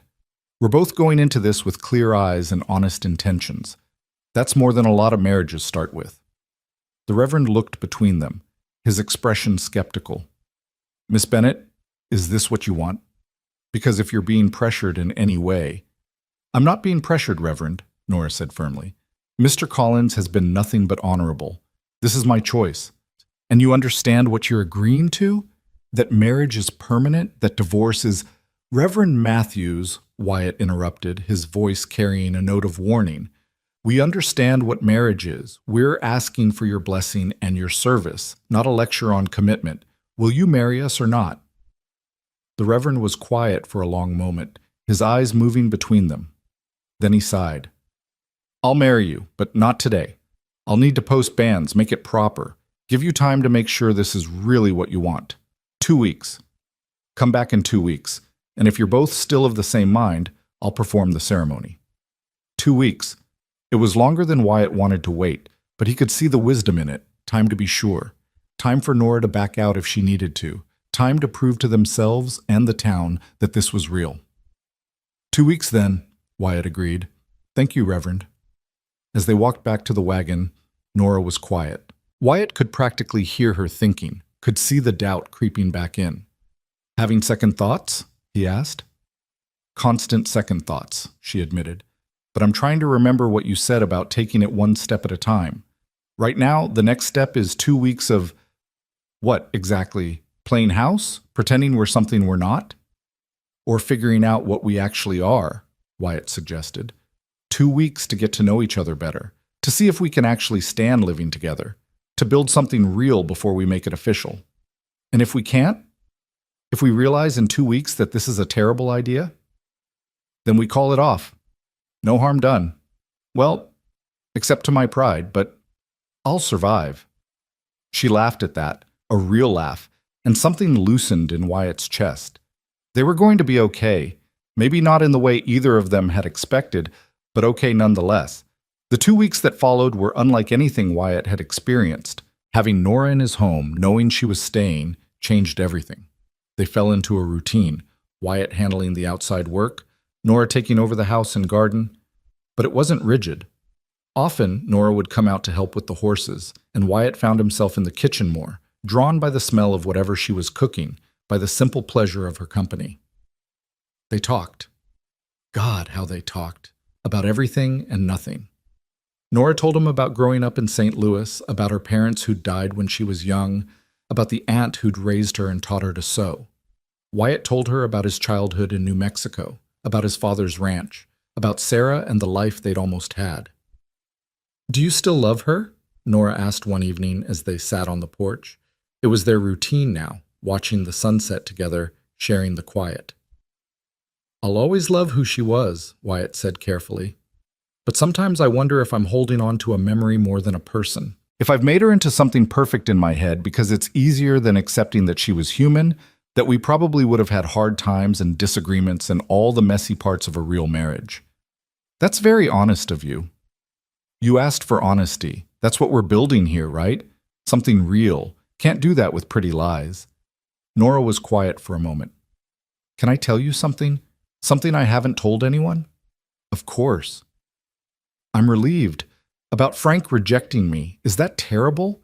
At first I was devastated, humiliated, but then once the shock wore off, I realized I didn't want to marry him either. I was doing it because I thought I had to, because I was afraid of being alone and poor and desperate. But I didn't actually want him. I wanted what he represented: safety, security, a future. The man himself? I never even thought about whether I'd enjoy his company, whether we'd laugh together, whether he'd see me as a partner or just a convenience. That's not terrible. That's just honest. But I traveled all that way to marry a man I didn't even really want. What does that say about me?" "Says you were scared and doing the best you could with bad options." "Don't make it more than it is, Nora." She looked at him in the fading light. "And what about you? What about us? Are you my bad option that I'm settling for because I'm scared?" The question hit harder than Wyatt expected. Was he? Was this whole thing just two desperate people clinging to each other because it was easier than being alone? "I don't know," he admitted. "Maybe. But I'd like to think we could be more than that. Given time, given a real chance, maybe we could be something good." "Something good," she repeated softly. "That's all I want, Wyatt. Just something good. Something real. I don't need perfect. I don't need passion or romance or any of those fairy tale promises. I just need honest and kind and real." "I can do that. I can do honest and kind and real." She smiled, and in that moment, with the last light painting her face in gold, Wyatt felt something shift. Not love, not yet, but something that could become love given time and care and cultivation. They were planting seeds. That's what they were doing, planting seeds and hoping something good would grow. The 10th day arrived with clouds building on the horizon, dark and heavy with the promise of rain. Wyatt stood in the barn mending a broken saddle strap when he heard the horse approaching. He looked up to see Frank Dillard riding into his yard, sitting tall on that black gelding he was so proud of, his face set hard as stone. Wyatt's jaw tightened. He set down the leather and walked out to meet him, very aware that Nora was in the house, probably watching from the window. "Frank," he said, his voice flat, "you got business here?" Frank dismounted, his movements sharp with anger. "Heard some interesting talk in town yesterday. Heard you're planning to marry that woman I sent for, the one who wasn't suitable for me. Her name's Nora. And yeah, we're getting married. Don't see how that's your concern." "Don't see how—" Frank's face reddened. "I paid for her passage out here. I spent months writing those letters, building up to bringing her here. And you just swoop in and take her?" Wyatt took a step forward, his hands clenched at his sides. "You threw her away, Frank. You left her standing at your gate with nothing but a cruel letter and no way home. You don't get to complain now that someone else saw value in what you discarded." She misrepresented herself. She was older than she claimed, not as pretty as her photograph suggested. She was exactly who she said she was. You're just a coward who got cold feet and didn't have the decency to face her like a man. Frank's hand moved toward his hip where Wyatt could see the outline of a pistol. "You calling me a coward?" "I'm stating a fact. You want to make something of it. That's your choice. But know this, Frank. You come onto my property making threats, you're going to leave in worse shape than you arrived. For a long moment they stood there, tension crackling between them like lightning. Then the front door of the cabin opened and Nora stepped out onto the porch. She was wearing one of her simple dresses, her hair pinned up, and her face was calm but her eyes were fierce. "Mr. Dillard," she said, her voice carrying across the yard, "I believe you said everything you needed to say to me in that letter. There's nothing more to discuss." Frank turned to look at her, and something ugly twisted his features. "You think you're clever, don't you? Coming out here, playing the victim, latching onto the first man who'd show you sympathy? Well, I see through you. You're nothing but a—" "Finish that sentence," Wyatt cut in, his voice deadly quiet, "and I'll finish you. I don't care what you think you know. You don't talk to her that way. Not on my land, not anywhere." Frank's mouth snapped shut, but his eyes were still full of venom. "You're making a mistake, Collins. That woman's nothing but trouble. She'll bleed you dry, take everything you got, and leave you wondering what hit you. Only mistake I see is the one you made. You had a chance at something real, and you threw it away because you're too damn stupid to recognize quality when it's standing in front of you. Now get off my property. And Frank? Don't come back. You're not welcome here." Frank mounted his horse with jerky, angry movements. "You'll regret this, both of you. This whole valley is going to know what kind of woman she really is, what kind of fool you are for taking her in." "Let them know," Wyatt said. "Let them talk all they want. Won't change a damn thing." Frank spurred his horse and rode off, dust kicking up behind him. Wyatt stood there until he was out of sight, his heart pounding, adrenaline making his hands shake slightly. Then he turned to find Nora still on the porch, her arms wrapped around herself. He walked over to her, taking the steps 2 at a time. "You all right?" "I'm fine. I didn't expect him to come here. Didn't expect him to be so angry." Men like Frank, they don't like being reminded of their own failings. Seeing you here, seeing you choosing someone else, it holds up a mirror he doesn't want to look into. Nora's laugh was bitter. "Choosing someone else? Is that what I'm doing? Because right now it feels more like I'm just running from one situation to another, making decisions based on fear rather than anything real."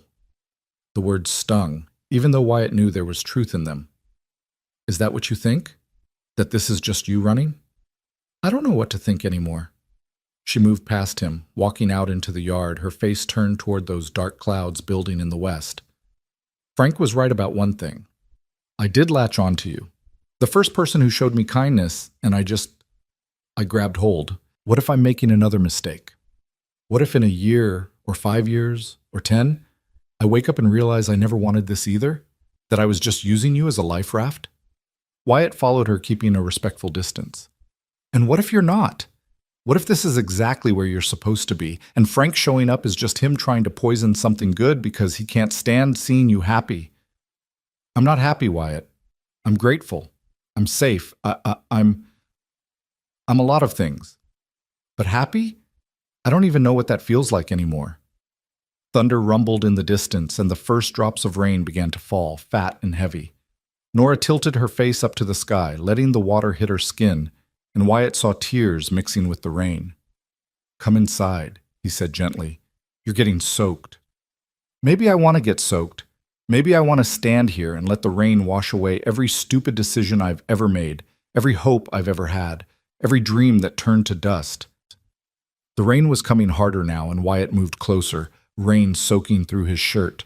"Nora, please, come inside and we'll talk. We'll figure this out." "There's nothing to figure out." She spun to face him, rain streaming down her face. "Don't you see? I'm broken, Wyatt. Frank didn't break me. I was already broken. I was broken when I got on that train. I was broken when I decided marrying a stranger was better than facing my life alone. I'm still broken, and you proposing to me, you offering me this life, it's just putting a bandage on something that needs more than you can give."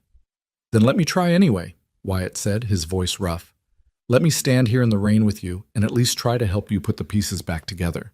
You don't have to be whole to be worth loving, Nora. You don't have to be perfect to deserve a chance at something good." "Loving?" She laughed, and it was a broken sound.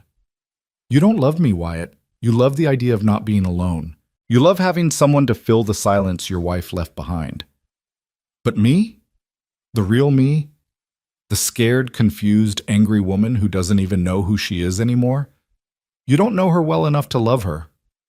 You're right, Wyatt said, and watched her face crumple. I don't know everything about you. We've only had 10 days, but I know enough to know I want more days, more conversations, more sunsets on the porch, more of you challenging me and making me think and reminding me what it feels like to care about someone beyond myself. Maybe that's not love yet. Maybe it's just the beginning of something that could become love. But it's real, Nora. It's the most real thing I've felt in 8 years. The rain was a torrent now, turning the yard to mud, and they were both soaked to the bone.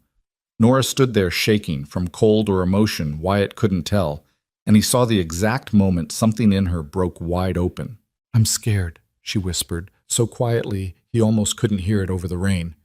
"I'm so scared of trusting this, of trusting you, of trusting myself. What if I'm wrong again? What if... Then we'll deal with it, together. But Nora, you can't live your whole life afraid of making mistakes. You can't refuse every chance at happiness just because it might not work out. That's not living. That's just existing. And you deserve more than that." She was crying openly now, her whole body shaking. "I don't know how to do this. I don't know how to trust again, how to hope again, how to believe that someone could want me for who I am and not just for what I can provide or how I look or..." Wyatt closed the distance between them and pulled her into his arms. She resisted for a moment, then collapsed against him, sobbing into his chest while the rain poured down around them. "You don't have to know how," he murmured into her wet hair. "You just have to be willing to try. That's all I'm asking. Just try. And if it doesn't work, if you wake up one day and realize this isn't what you want, then I'll let you go. But at least we'll have tried. At least we'll know." They stood there in the rain, holding each other, and Wyatt felt something shift between them. Something deeper than attraction or convenience or loneliness. It was raw and painful and real, the kind of connection that came from two people being completely honest about their brokenness and choosing to stand together anyway. Finally, when the rain began to ease, Nora pulled back just enough to look up at him. Her eyes were red and swollen, her hair plastered to her face, and she'd never looked more beautiful to him. "All right," she said, her voice hoarse. "All right, I'll try. I'll stop running from this. I'll stop questioning every moment and I'll just be here, with you, and we'll see what happens. That's all I'm asking." She nodded, then shivered hard. "We should probably get inside before we catch our deaths." They walked back to the cabin together, muddy and dripping. Inside, Wyatt stoked the fire while Nora disappeared into her room to change. When she emerged in dry clothes, her hair hanging loose to dry, he had coffee brewing and blankets laid out by the hearth.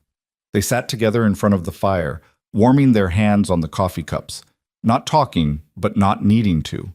The silence was comfortable now, full of understanding rather than tension. "Frank's going to make trouble," Nora said eventually. "You know that, right? He's going to spread whatever poison he can about both of us." "Let him. People who matter won't believe it, and people who believe it don't matter." "Easy to say, harder to live with." "We'll manage. We've managed everything else so far." Nora looked at him over the rim of her cup.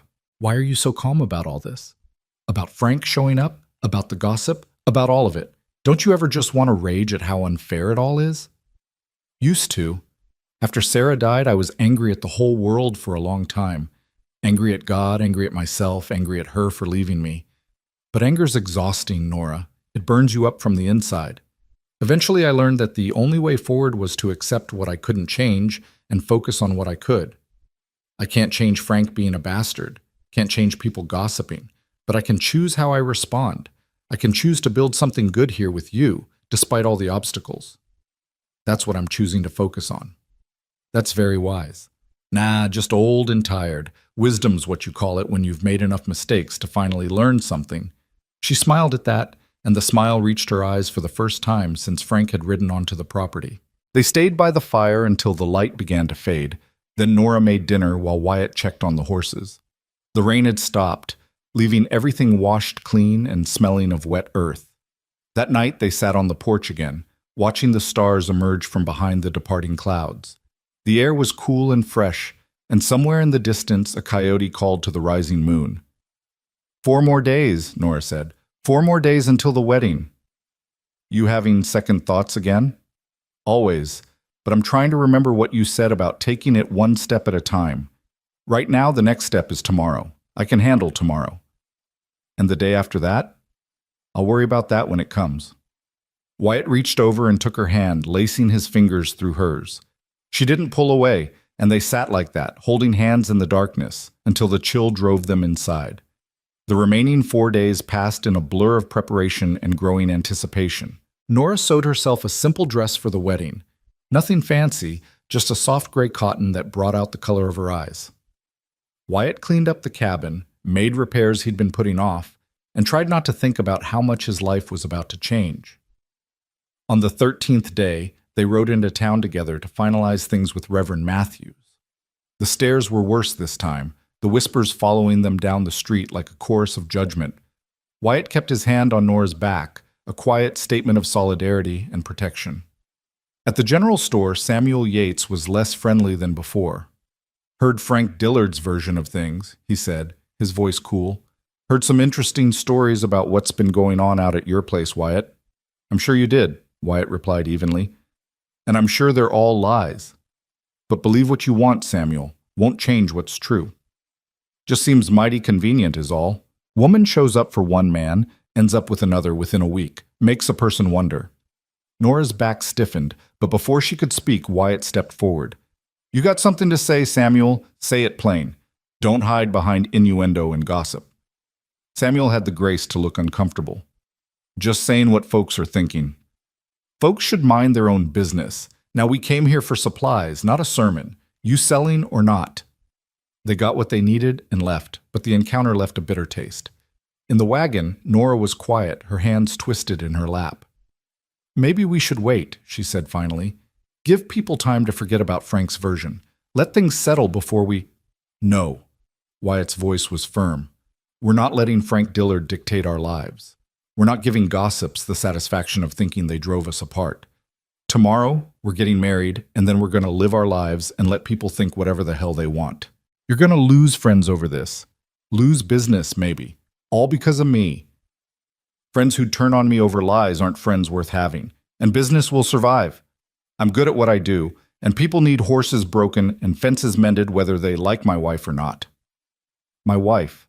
The words hung in the air between them, and Wyatt saw Nora's expression shift, fear and hope and something else he couldn't quite name. Your wife, she repeated softly. That's what I'll be tomorrow. Your wife. Having second thoughts? More like 20th thoughts. But I'm still here, aren't I? Still moving forward? That's all we can do. Just keep moving forward. That night, Wyatt couldn't sleep. He lay in his bed, staring at the ceiling, listening to the sounds of the cabin. Somewhere across the wall, Nora was probably doing the same thing. Tomorrow, she'd be his wife. Tomorrow, everything would change. He thought about Sarah, about the life they'd planned and never got to live. He thought about the 8 years he'd spent alone, convincing himself he was fine, that solitude was safer than risking his heart again. And he thought about Nora, brave, broken, beautiful Nora, who'd stumbled into his life and turned everything upside down. Was he doing the right thing? Was he really ready for this? Or was he just two lonely people making a decision based on circumstance rather than genuine feeling? But then he remembered the way Nora looked at sunset, the way she laughed when Buck stole carrots from her pocket, the way she'd stood in the rain and let herself be vulnerable with him. He remembered the conversations that stretched late into the night, the comfortable silences, the growing sense that maybe, just maybe, this could work. It wasn't the same as what he'd had with Sarah. It wasn't built on years of courtship and shared history, but it was real in its own way. Raw and honest and full of possibility. Morning came gray and soft, with mist hanging low over the prairie. Wyatt dressed in his best clothes, a dark suit he'd worn to Sarah's funeral and hadn't touched since. It felt strange, constrictive, like wearing someone else's skin. But when he emerged from his room and saw Nora standing by the window in her new dress, her hair pinned up with small flowers she'd picked from the garden, everything else fell away. She turned when she heard him, and her eyes widened. You clean up nice, cowboy. You look beautiful. She blushed, her hands smoothing nervously over her dress. "It's nothing special. I didn't have time to make anything fancy." "Don't need fancy. Just need you." They stood there looking at each other, and Wyatt was struck by the enormity of what they were about to do. This woman, who he'd known for 2 weeks, this stranger who'd become so familiar, so necessary to his daily life. In an hour, she'd be his wife. "You ready for this?" he asked. "No, but I'm doing it anyway." "Good enough." They rode to town in the wagon, both of them quiet with their own thoughts. The church came into view, white and stark against the gray sky, and Wyatt felt his heart start to pound. This was it. The moment of no return. Reverend Matthews was waiting for them, along with his wife Eleanor, who'd agreed to serve as witness. The church was empty otherwise. They'd decided against inviting anyone, knowing that half the town thought they were fools and the other half thought they were something worse. "You're both certain about this?" Reverend Matthews asked one final time. "Once we begin, once the vows are spoken, there's no going back." Wyatt looked at Nora, and she looked back at him. He saw all her doubts reflected in her eyes, all her fears, but he also saw determination, the same strength that had made her stand up after Frank's rejection, the same courage that had brought her halfway across the country in the first place. "I'm certain," Wyatt said. "I'm certain," Nora echoed, and her voice only shook a little. The ceremony was brief and simple. No music, no flowers beyond the small bunch Nora had woven into her hair. Just words. Ancient words about commitment and honor and cherishing each other through whatever came. Wyatt spoke his vows clearly, meaning every word, even though some of them felt like promises he wasn't sure he could keep. Love, honor, cherish, till death do us part. When it was Nora's turn, her voice was soft but steady. She looked directly at him as she spoke, and Wyatt saw tears shining in her eyes. But she didn't cry. She stood tall and spoke her vows like they were a declaration of war against everyone who doubted her, against every circumstance that had tried to break her. "I now pronounce you man and wife," Reverend Matthews said. "You may kiss your bride." Wyatt hesitated. They hadn't talked about this moment, hadn't discussed how much physical affection would be expected or wanted. But Nora stepped closer, reaching up to touch his face gently, and he bent down to brush his lips against hers. It was chaste, brief, nothing like the passionate kisses of romance novels. But it was real. It was a promise of something they were building together, one small moment at a time. When they pulled apart, Nora was smiling through her tears. "Well, Mr. Collins, it seems we've done it." "Seems we have, Mrs. Collins." "Mrs. Collins." The name settled over her like a new coat, and Wyatt saw her testing it out in her mind, trying to make it fit. They signed the papers, thanked the Reverend and his wife, and walked out of the church into the gray morning as husband and wife. The town was just waking up, people emerging from their homes and businesses, and Wyatt felt their stares like physical weight. Let them stare. Let them judge. None of it mattered now. In the wagon heading home, Nora was quiet, twisting the simple gold band Wyatt had given her around her finger. He'd bought it weeks ago, before he even knew she existed, in some vague notion that he might someday be ready to move on. Now it sat on her hand, catching the weak morning light. "What are you thinking?" Wyatt asked. "I'm thinking that I'm married. Actually married. To a man I've known for 2 weeks. It's insane. Completely, utterly insane." "You want to go back? Reverend might still be there. We could—" "No?" She cut him off quickly. "No, I don't want to go back. I'm processing, trying to figure out what happens now. Now we live, we work the ranch, we figure out how to be married, one day at a time, like we said." "One day at a time," she repeated. "And tonight?" The question hung heavy between them. Tonight, their wedding night.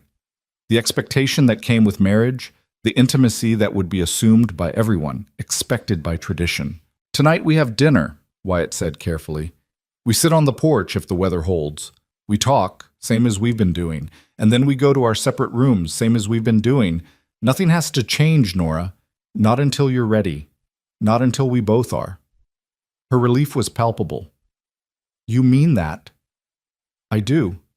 This marriage, it's real in the eyes of the law, real in the eyes of the church. But between us, it's whatever we make it. We move at whatever pace feels right. no pressure, no expectations beyond what we agree on together. "What did I do to deserve you?" she whispered. "You stood up when the world tried to knock you down. That's more than most people ever do." They rode the rest of the way home in companionable silence, and when the cabin came into view, Wyatt felt something settle in his chest. Home. Not just his home anymore. Their home. He helped Nora down from the wagon, and they stood there for a moment, looking at the cabin, at the land, at the life they were about to try to build together. "Welcome home, Mrs. Collins," Wyatt said. Nora looked up at him, and her smile was small but genuine.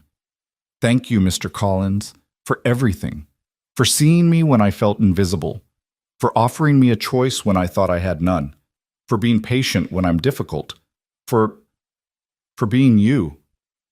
Ain't nothing special about me."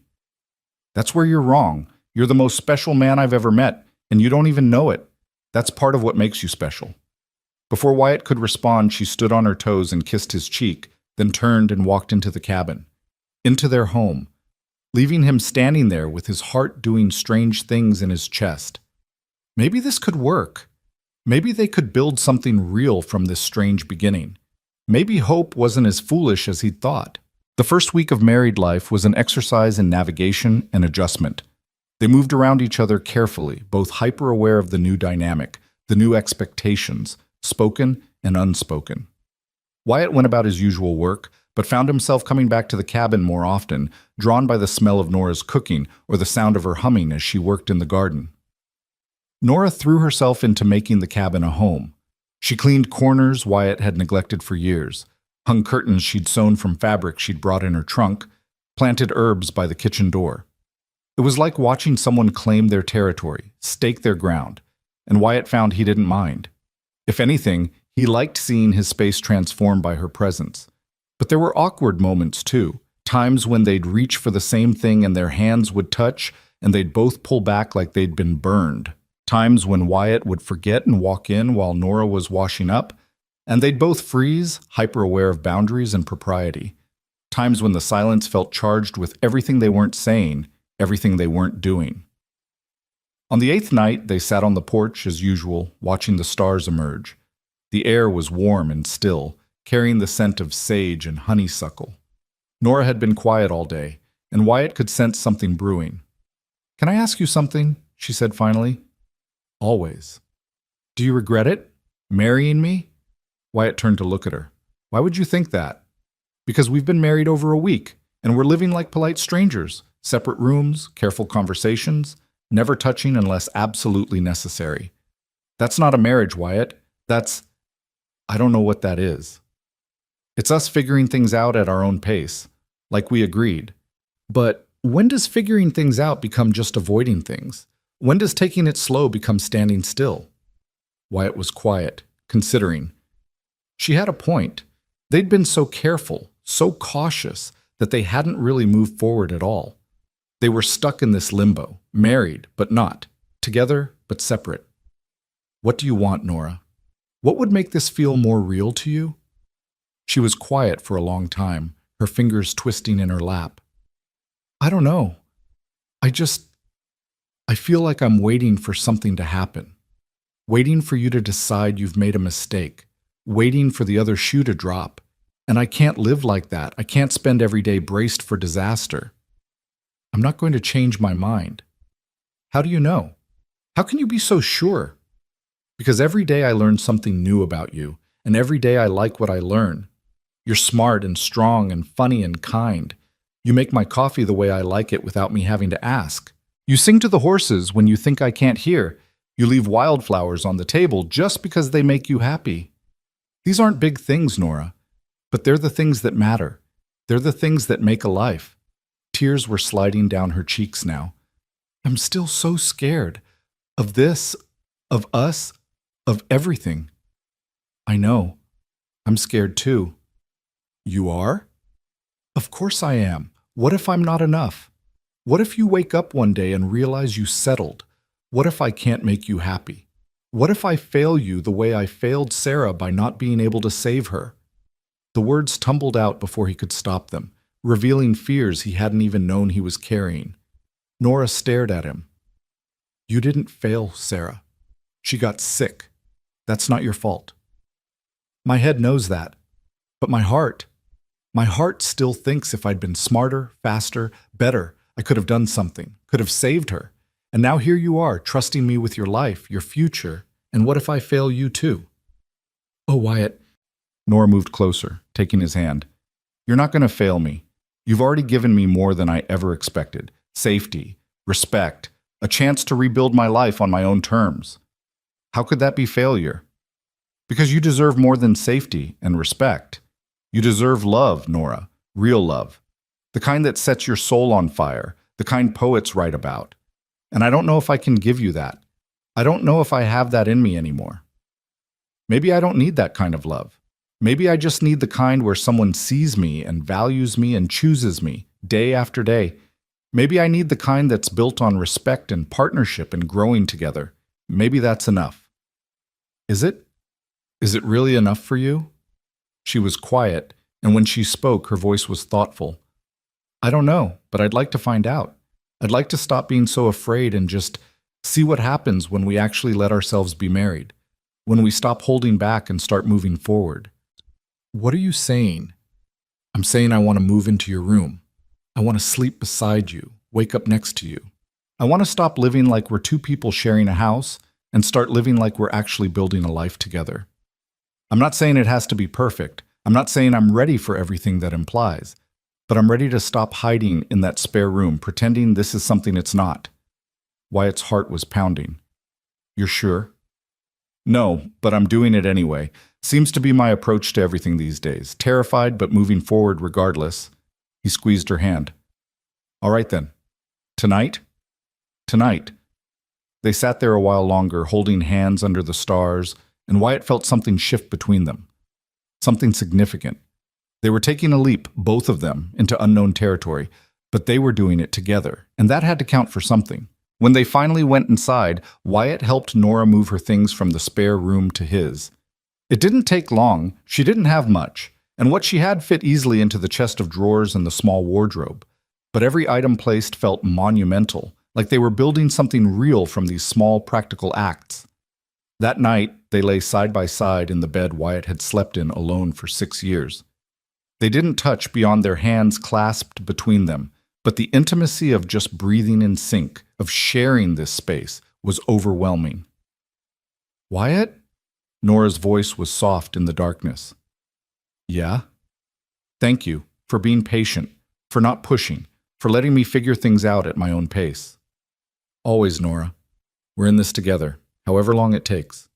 She rolled toward him then, and in the moonlight filtering through the window, he could see her face. She looked vulnerable and brave all at once, and before he could think better of it, he reached out and traced his fingers along her cheek. You're beautiful, he whispered. I should have said that before. Should have told you every day. You're so damn beautiful it hurts to look at you sometimes. Wyatt, let me finish. You're beautiful not just in how you look, but in who you are, in your strength, your courage, your refusal to let the world break you. Frank Dillard was a fool, Nora, the biggest fool who ever lived. And I'm grateful for his foolishness, because it brought you to me. She was crying again, but she was also smiling. How do you always know exactly what to say? I don't. I'm just saying what's true. She moved closer then, tucking herself against his chest, and Wyatt wrapped his arms around her, holding her close. They lay like that, hearts beating against each other, and Wyatt felt something in his chest crack open, something he'd kept locked and guarded for 8 long years. He was falling in love with his wife. Slowly, carefully, but falling nonetheless. And for the first time since Sarah died, that didn't terrify him. It felt right. It felt like coming home.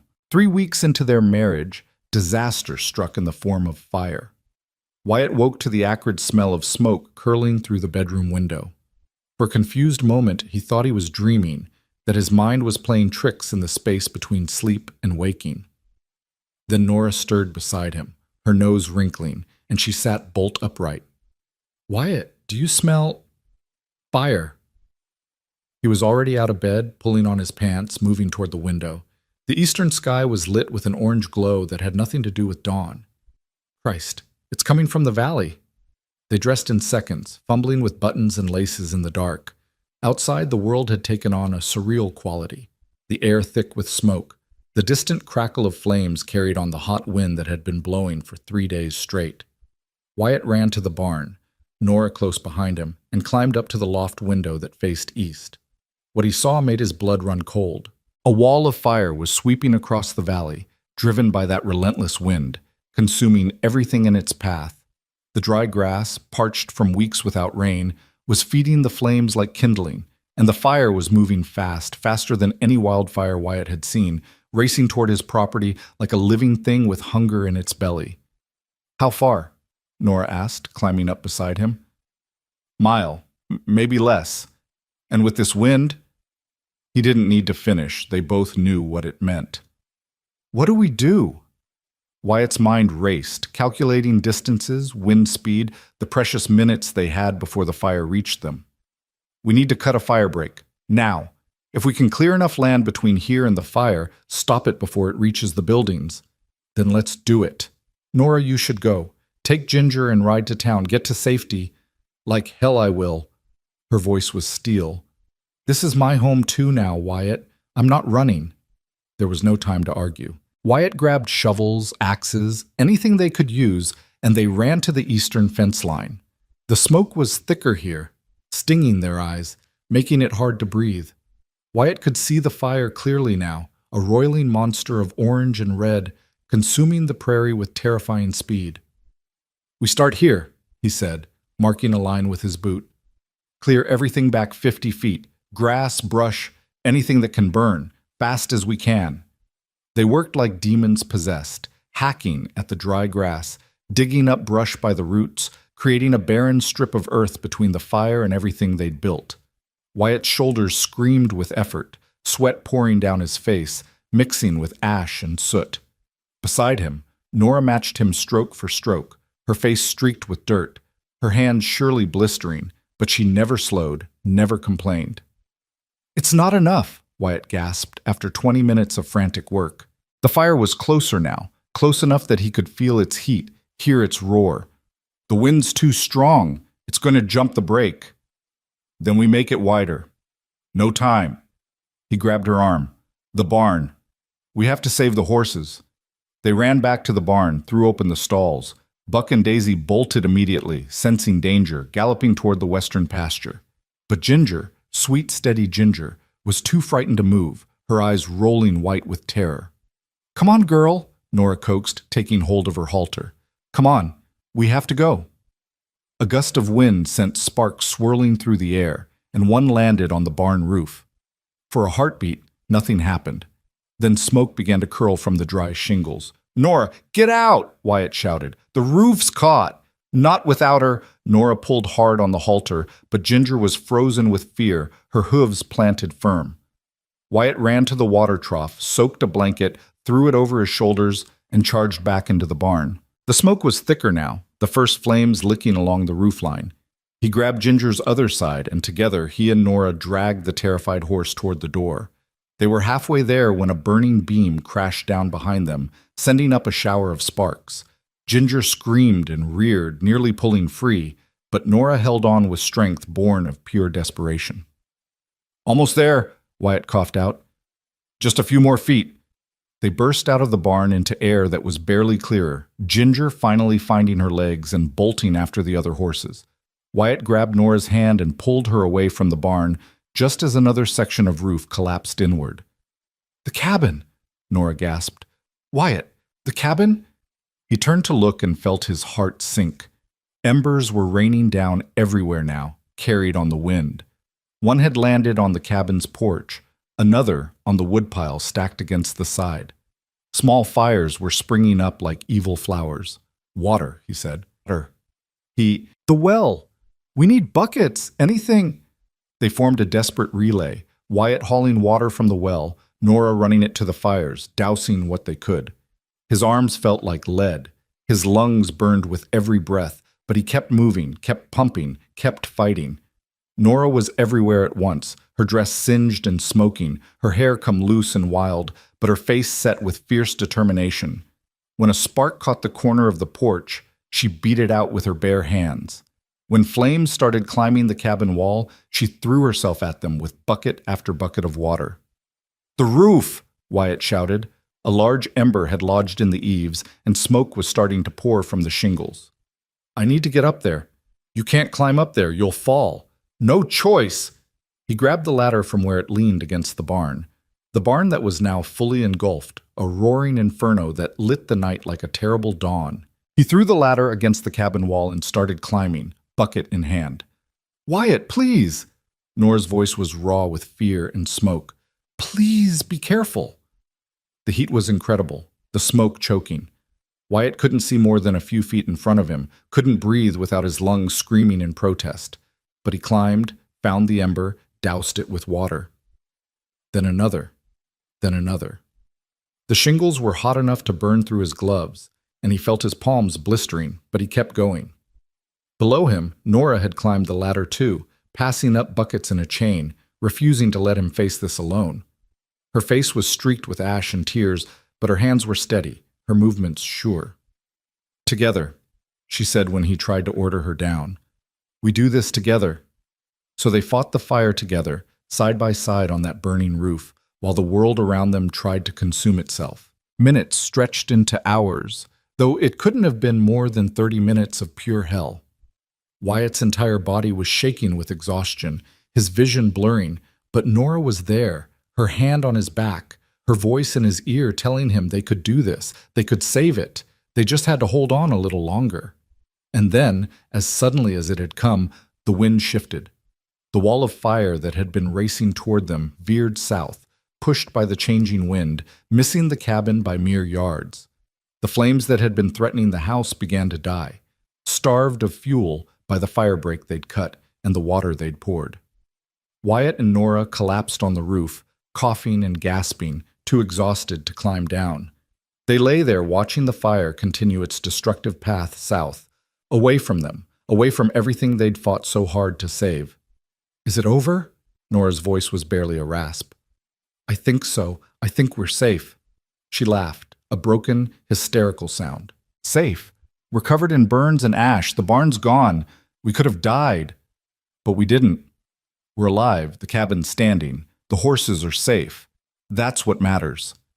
Nora rolled toward him, and in the firelight, he saw her face properly for the first time. She was covered in soot and dirt, her eyebrows singed, her hands raw and blistered. She'd never looked more beautiful. "You climbed up here," he said, reaching out to touch her face. "You could have died, and you climbed up here anyway."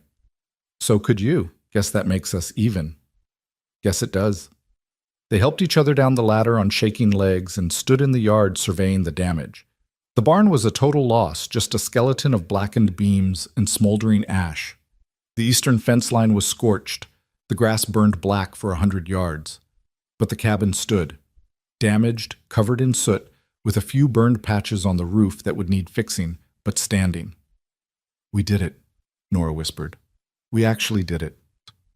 Wyatt pulled her into his arms, holding her tight despite the pain in his burned hands. "We did. Together." She buried her face in his chest, and he felt her shoulders shaking. He wasn't sure if she was laughing or crying or both, and he realized he was doing the same. The fear, the adrenaline, the sheer relief of survival, it all came pouring out in great gasping sobs. They stood there in the smoke and ash, holding each other, two people who'd fought fire and won, who'd faced disaster together and come out the other side. And something shifted between them in that moment, something fundamental and unbreakable. This wasn't just about survival anymore. This wasn't just about convenience or circumstance, or finding comfort in another person's company. This was partnership. This was what it meant to build a life with someone, to stand beside them when everything was burning, to climb onto roofs you might fall from, to refuse to run when running would be easier. When they finally pulled apart, the sky was beginning to lighten with the real dawn. They walked slowly to the well, wincing with every step, and took turns drinking deeply, washing the worst of the ash from their faces. "We should check on the horses," Nora said, her voice hoarse. "Make sure they're all right." They found all three in the western pasture, nervous but unharmed. Buck came over immediately, nuzzling Wyatt's shoulder like he was checking to make sure his human was still whole. Ginger, the horse Nora had refused to leave behind, walked straight to her and pressed her forehead against Nora's chest. "You're welcome," Nora murmured, stroking the mare's neck. "Though next time maybe run a little faster, yeah?" They spent the next hour checking the property, making sure no hidden embers were still smoldering. The damage was extensive but manageable. The barn would need to be completely rebuilt, but the tools and tack had been in the shed on the other side of the house and had survived.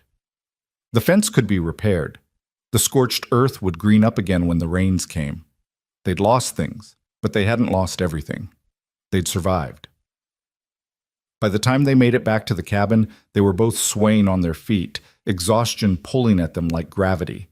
Nora paused at the door, looking at the soot-blackened walls, the burned patches on the porch. "It's going to take weeks to repair all this," she said. "Months, probably. But we'll do it. Same way we did everything else. One step at a time." Inside, the cabin was a mess. Smoke had gotten in through the windows they'd left open, coating everything in a fine layer of ash.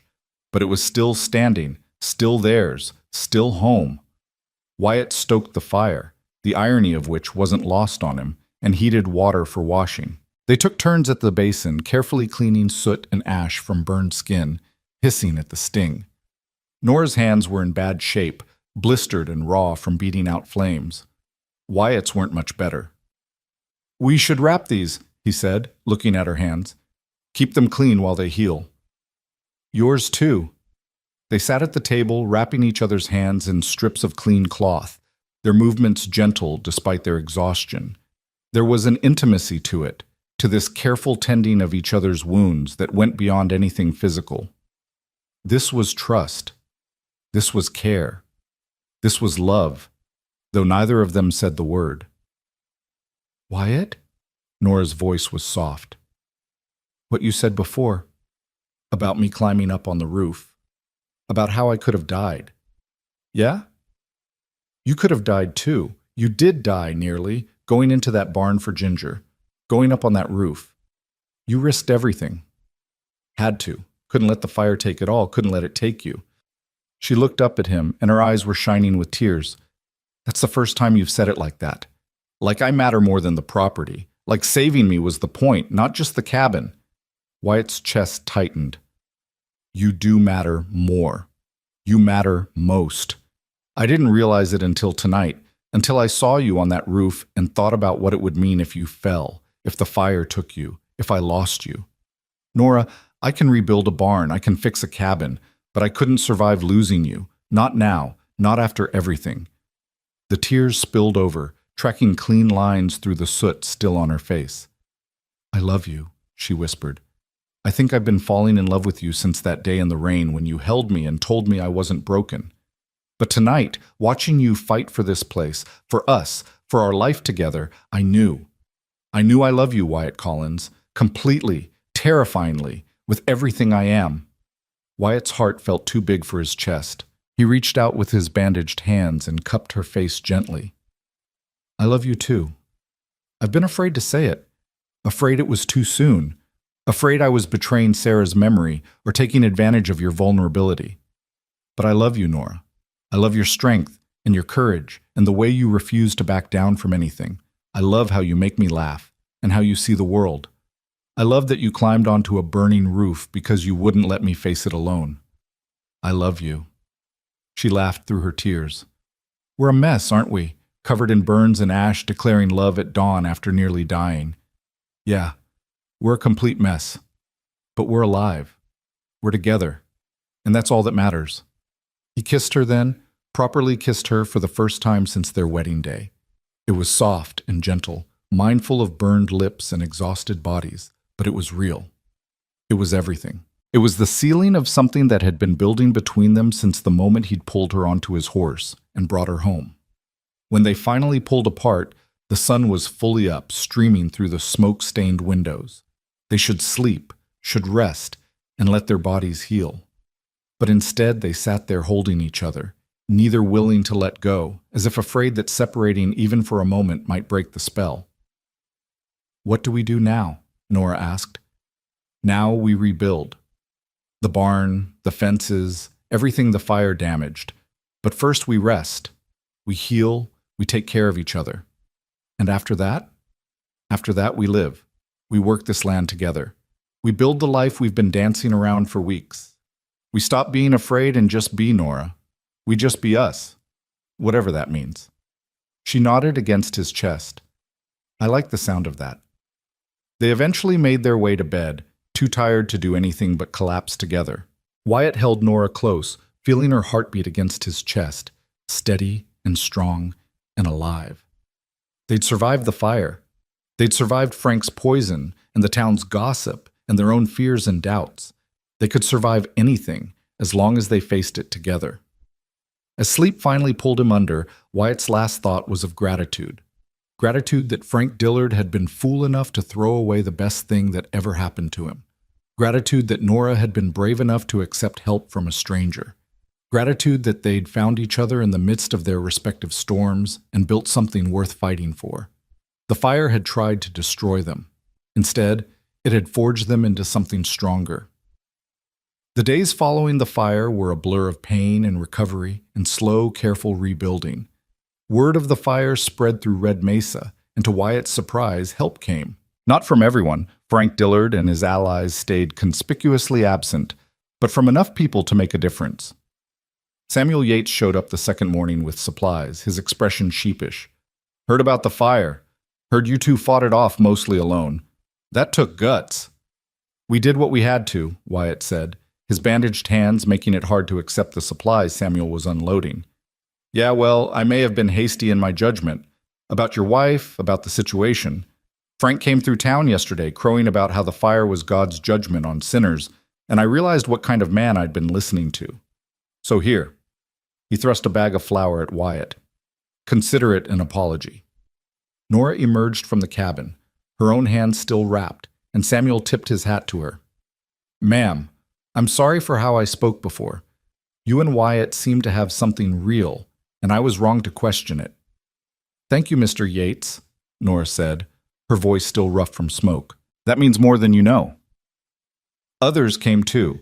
The widow Henderson brought food, homemade salve for burns, and her 2 grown sons to help clear debris. Reverend Matthews arrived with several men from the church to help rebuild the barn. Even Martha Jenkins showed up, took one look at Nora's hands, and declared she'd stay a week to help with cooking and cleaning. You gave up that job at my boarding house, Martha said gruffly, but that doesn't mean I can't see when someone needs help.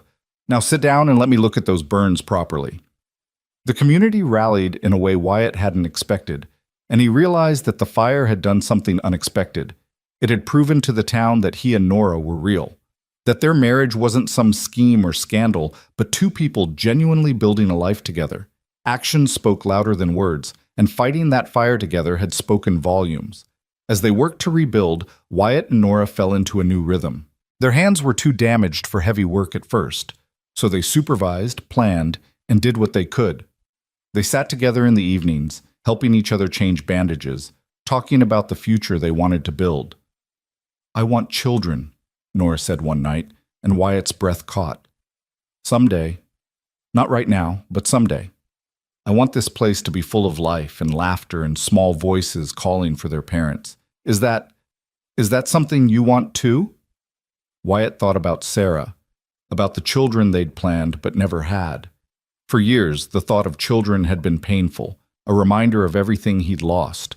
But looking at Nora, imagining her round with his child, imagining little ones running through the rebuilt barn, learning to ride the horses, it didn't hurt. It felt like hope. Yeah, he said, I want that. I want everything with you, Nora. The whole life, the whole messy, beautiful, complicated package. She smiled, that radiant smile that still had the power to stop his heart. Good. Then we'll build it. A life worth living, worth fighting for, together. The barn took shape slowly but surely.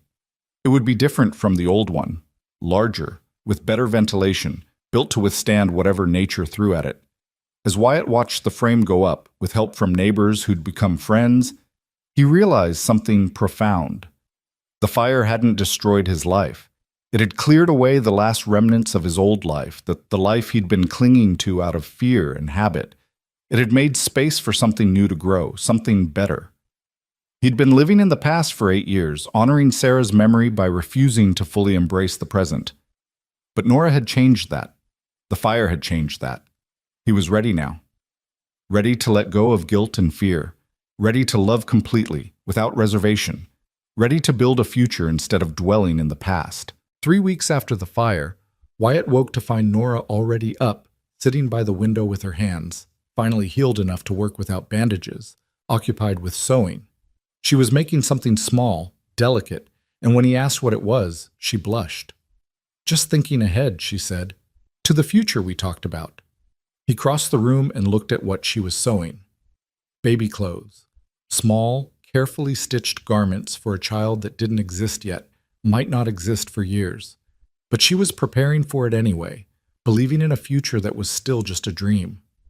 Wyatt felt something crack open in his chest, the very last piece of the wall he'd built around his heart crumbling to dust. He took the tiny garment from her hands and held it carefully, marveling at the hope it represented.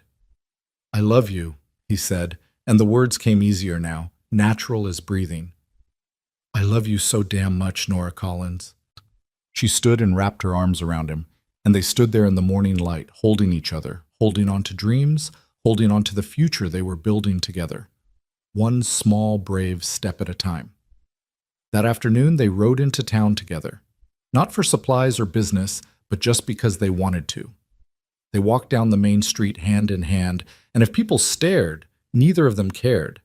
They were done hiding, done apologizing for their happiness, done letting other people's opinions dictate their lives. At the general store, they ran into Frank Dillard.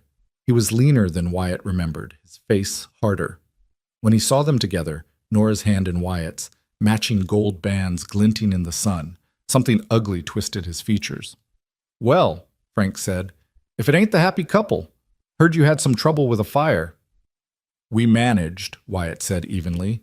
"Managed, right. Heard you nearly burned to death trying to save a worthless barn. All for what? For her?" He jerked his chin at Nora. "Was it worth it, Collins? Was she worth nearly dying for?" Wyatt felt Nora tense beside him, felt her start to pull away, to make herself smaller. But he held onto her hand and pulled her closer instead.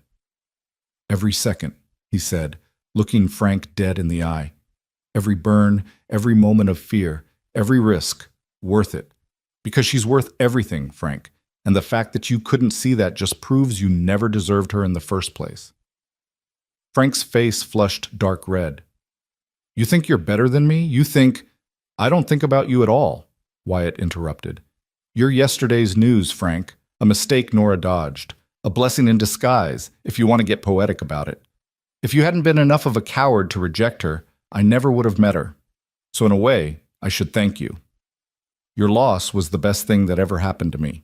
But people had stopped to watch the confrontation, a circle of curious faces forming around them. Frank looked at them, then back at Wyatt and Nora, and Wyatt could see him realize he'd lost. Not just Nora, but the town's respect, any moral high ground he thought he'd had. "You deserve each other," Frank spat. "Two desperate fools clinging to each other because no one else would have them." Nora stepped forward then, and her voice was clear and strong. "You're right about one thing, Frank. We do deserve each other, because we see each other, we value each other, we fight for each other. That's more than you've ever done for anyone in your selfish life. So yes, we're desperate fools. We're desperately, foolishly in love, and we built something real from the ashes you left behind. I'd say we came out ahead." Frank had no response to that. He turned and stalked away, his shoulders rigid with fury and humiliation. The crowd dispersed slowly, some people offering Wyatt and Nora approving nods, others still skeptical but at least willing to let them be. "That felt good," Nora said when they were alone. "Standing up to him, not letting him make me feel small. You were magnificent. We were magnificent, together, like always." They finished their business in town and rode home in the afternoon sun. The ranch was coming back to life slowly, the new barn half built, the scorched grass beginning to show hints of green, the fence line repaired. It wasn't the same as before the fire. It was different, marked by loss and trial. But it was theirs. Built by their hands, saved by their courage, blessed by their love. As they approached the cabin, Wyatt saw something that made him rein in ginger. On the porch steps sat a small bundle, wrapped in cloth. He dismounted and picked it up carefully, unfolding the fabric to reveal fresh bread, a jar of honey, and a note. "What is it?" Nora asked. Wyatt read the note aloud. "Welcome to the valley. Sorry it took fire to make us see what was there all along. You've got friends here when you need them, Mrs. Henderson and the ladies of Red Mesa." Nora's eyes filled with tears. "They accept us. They finally accept us." "Looks like it." She laughed and cried at the same time, and Wyatt pulled her into his arms. They'd been through so much: rejection, fire, judgment, fear, but they'd come through it together, and they'd built something that couldn't be burned or broken by anyone's opinion. They'd built love. Real, honest, hard-won love.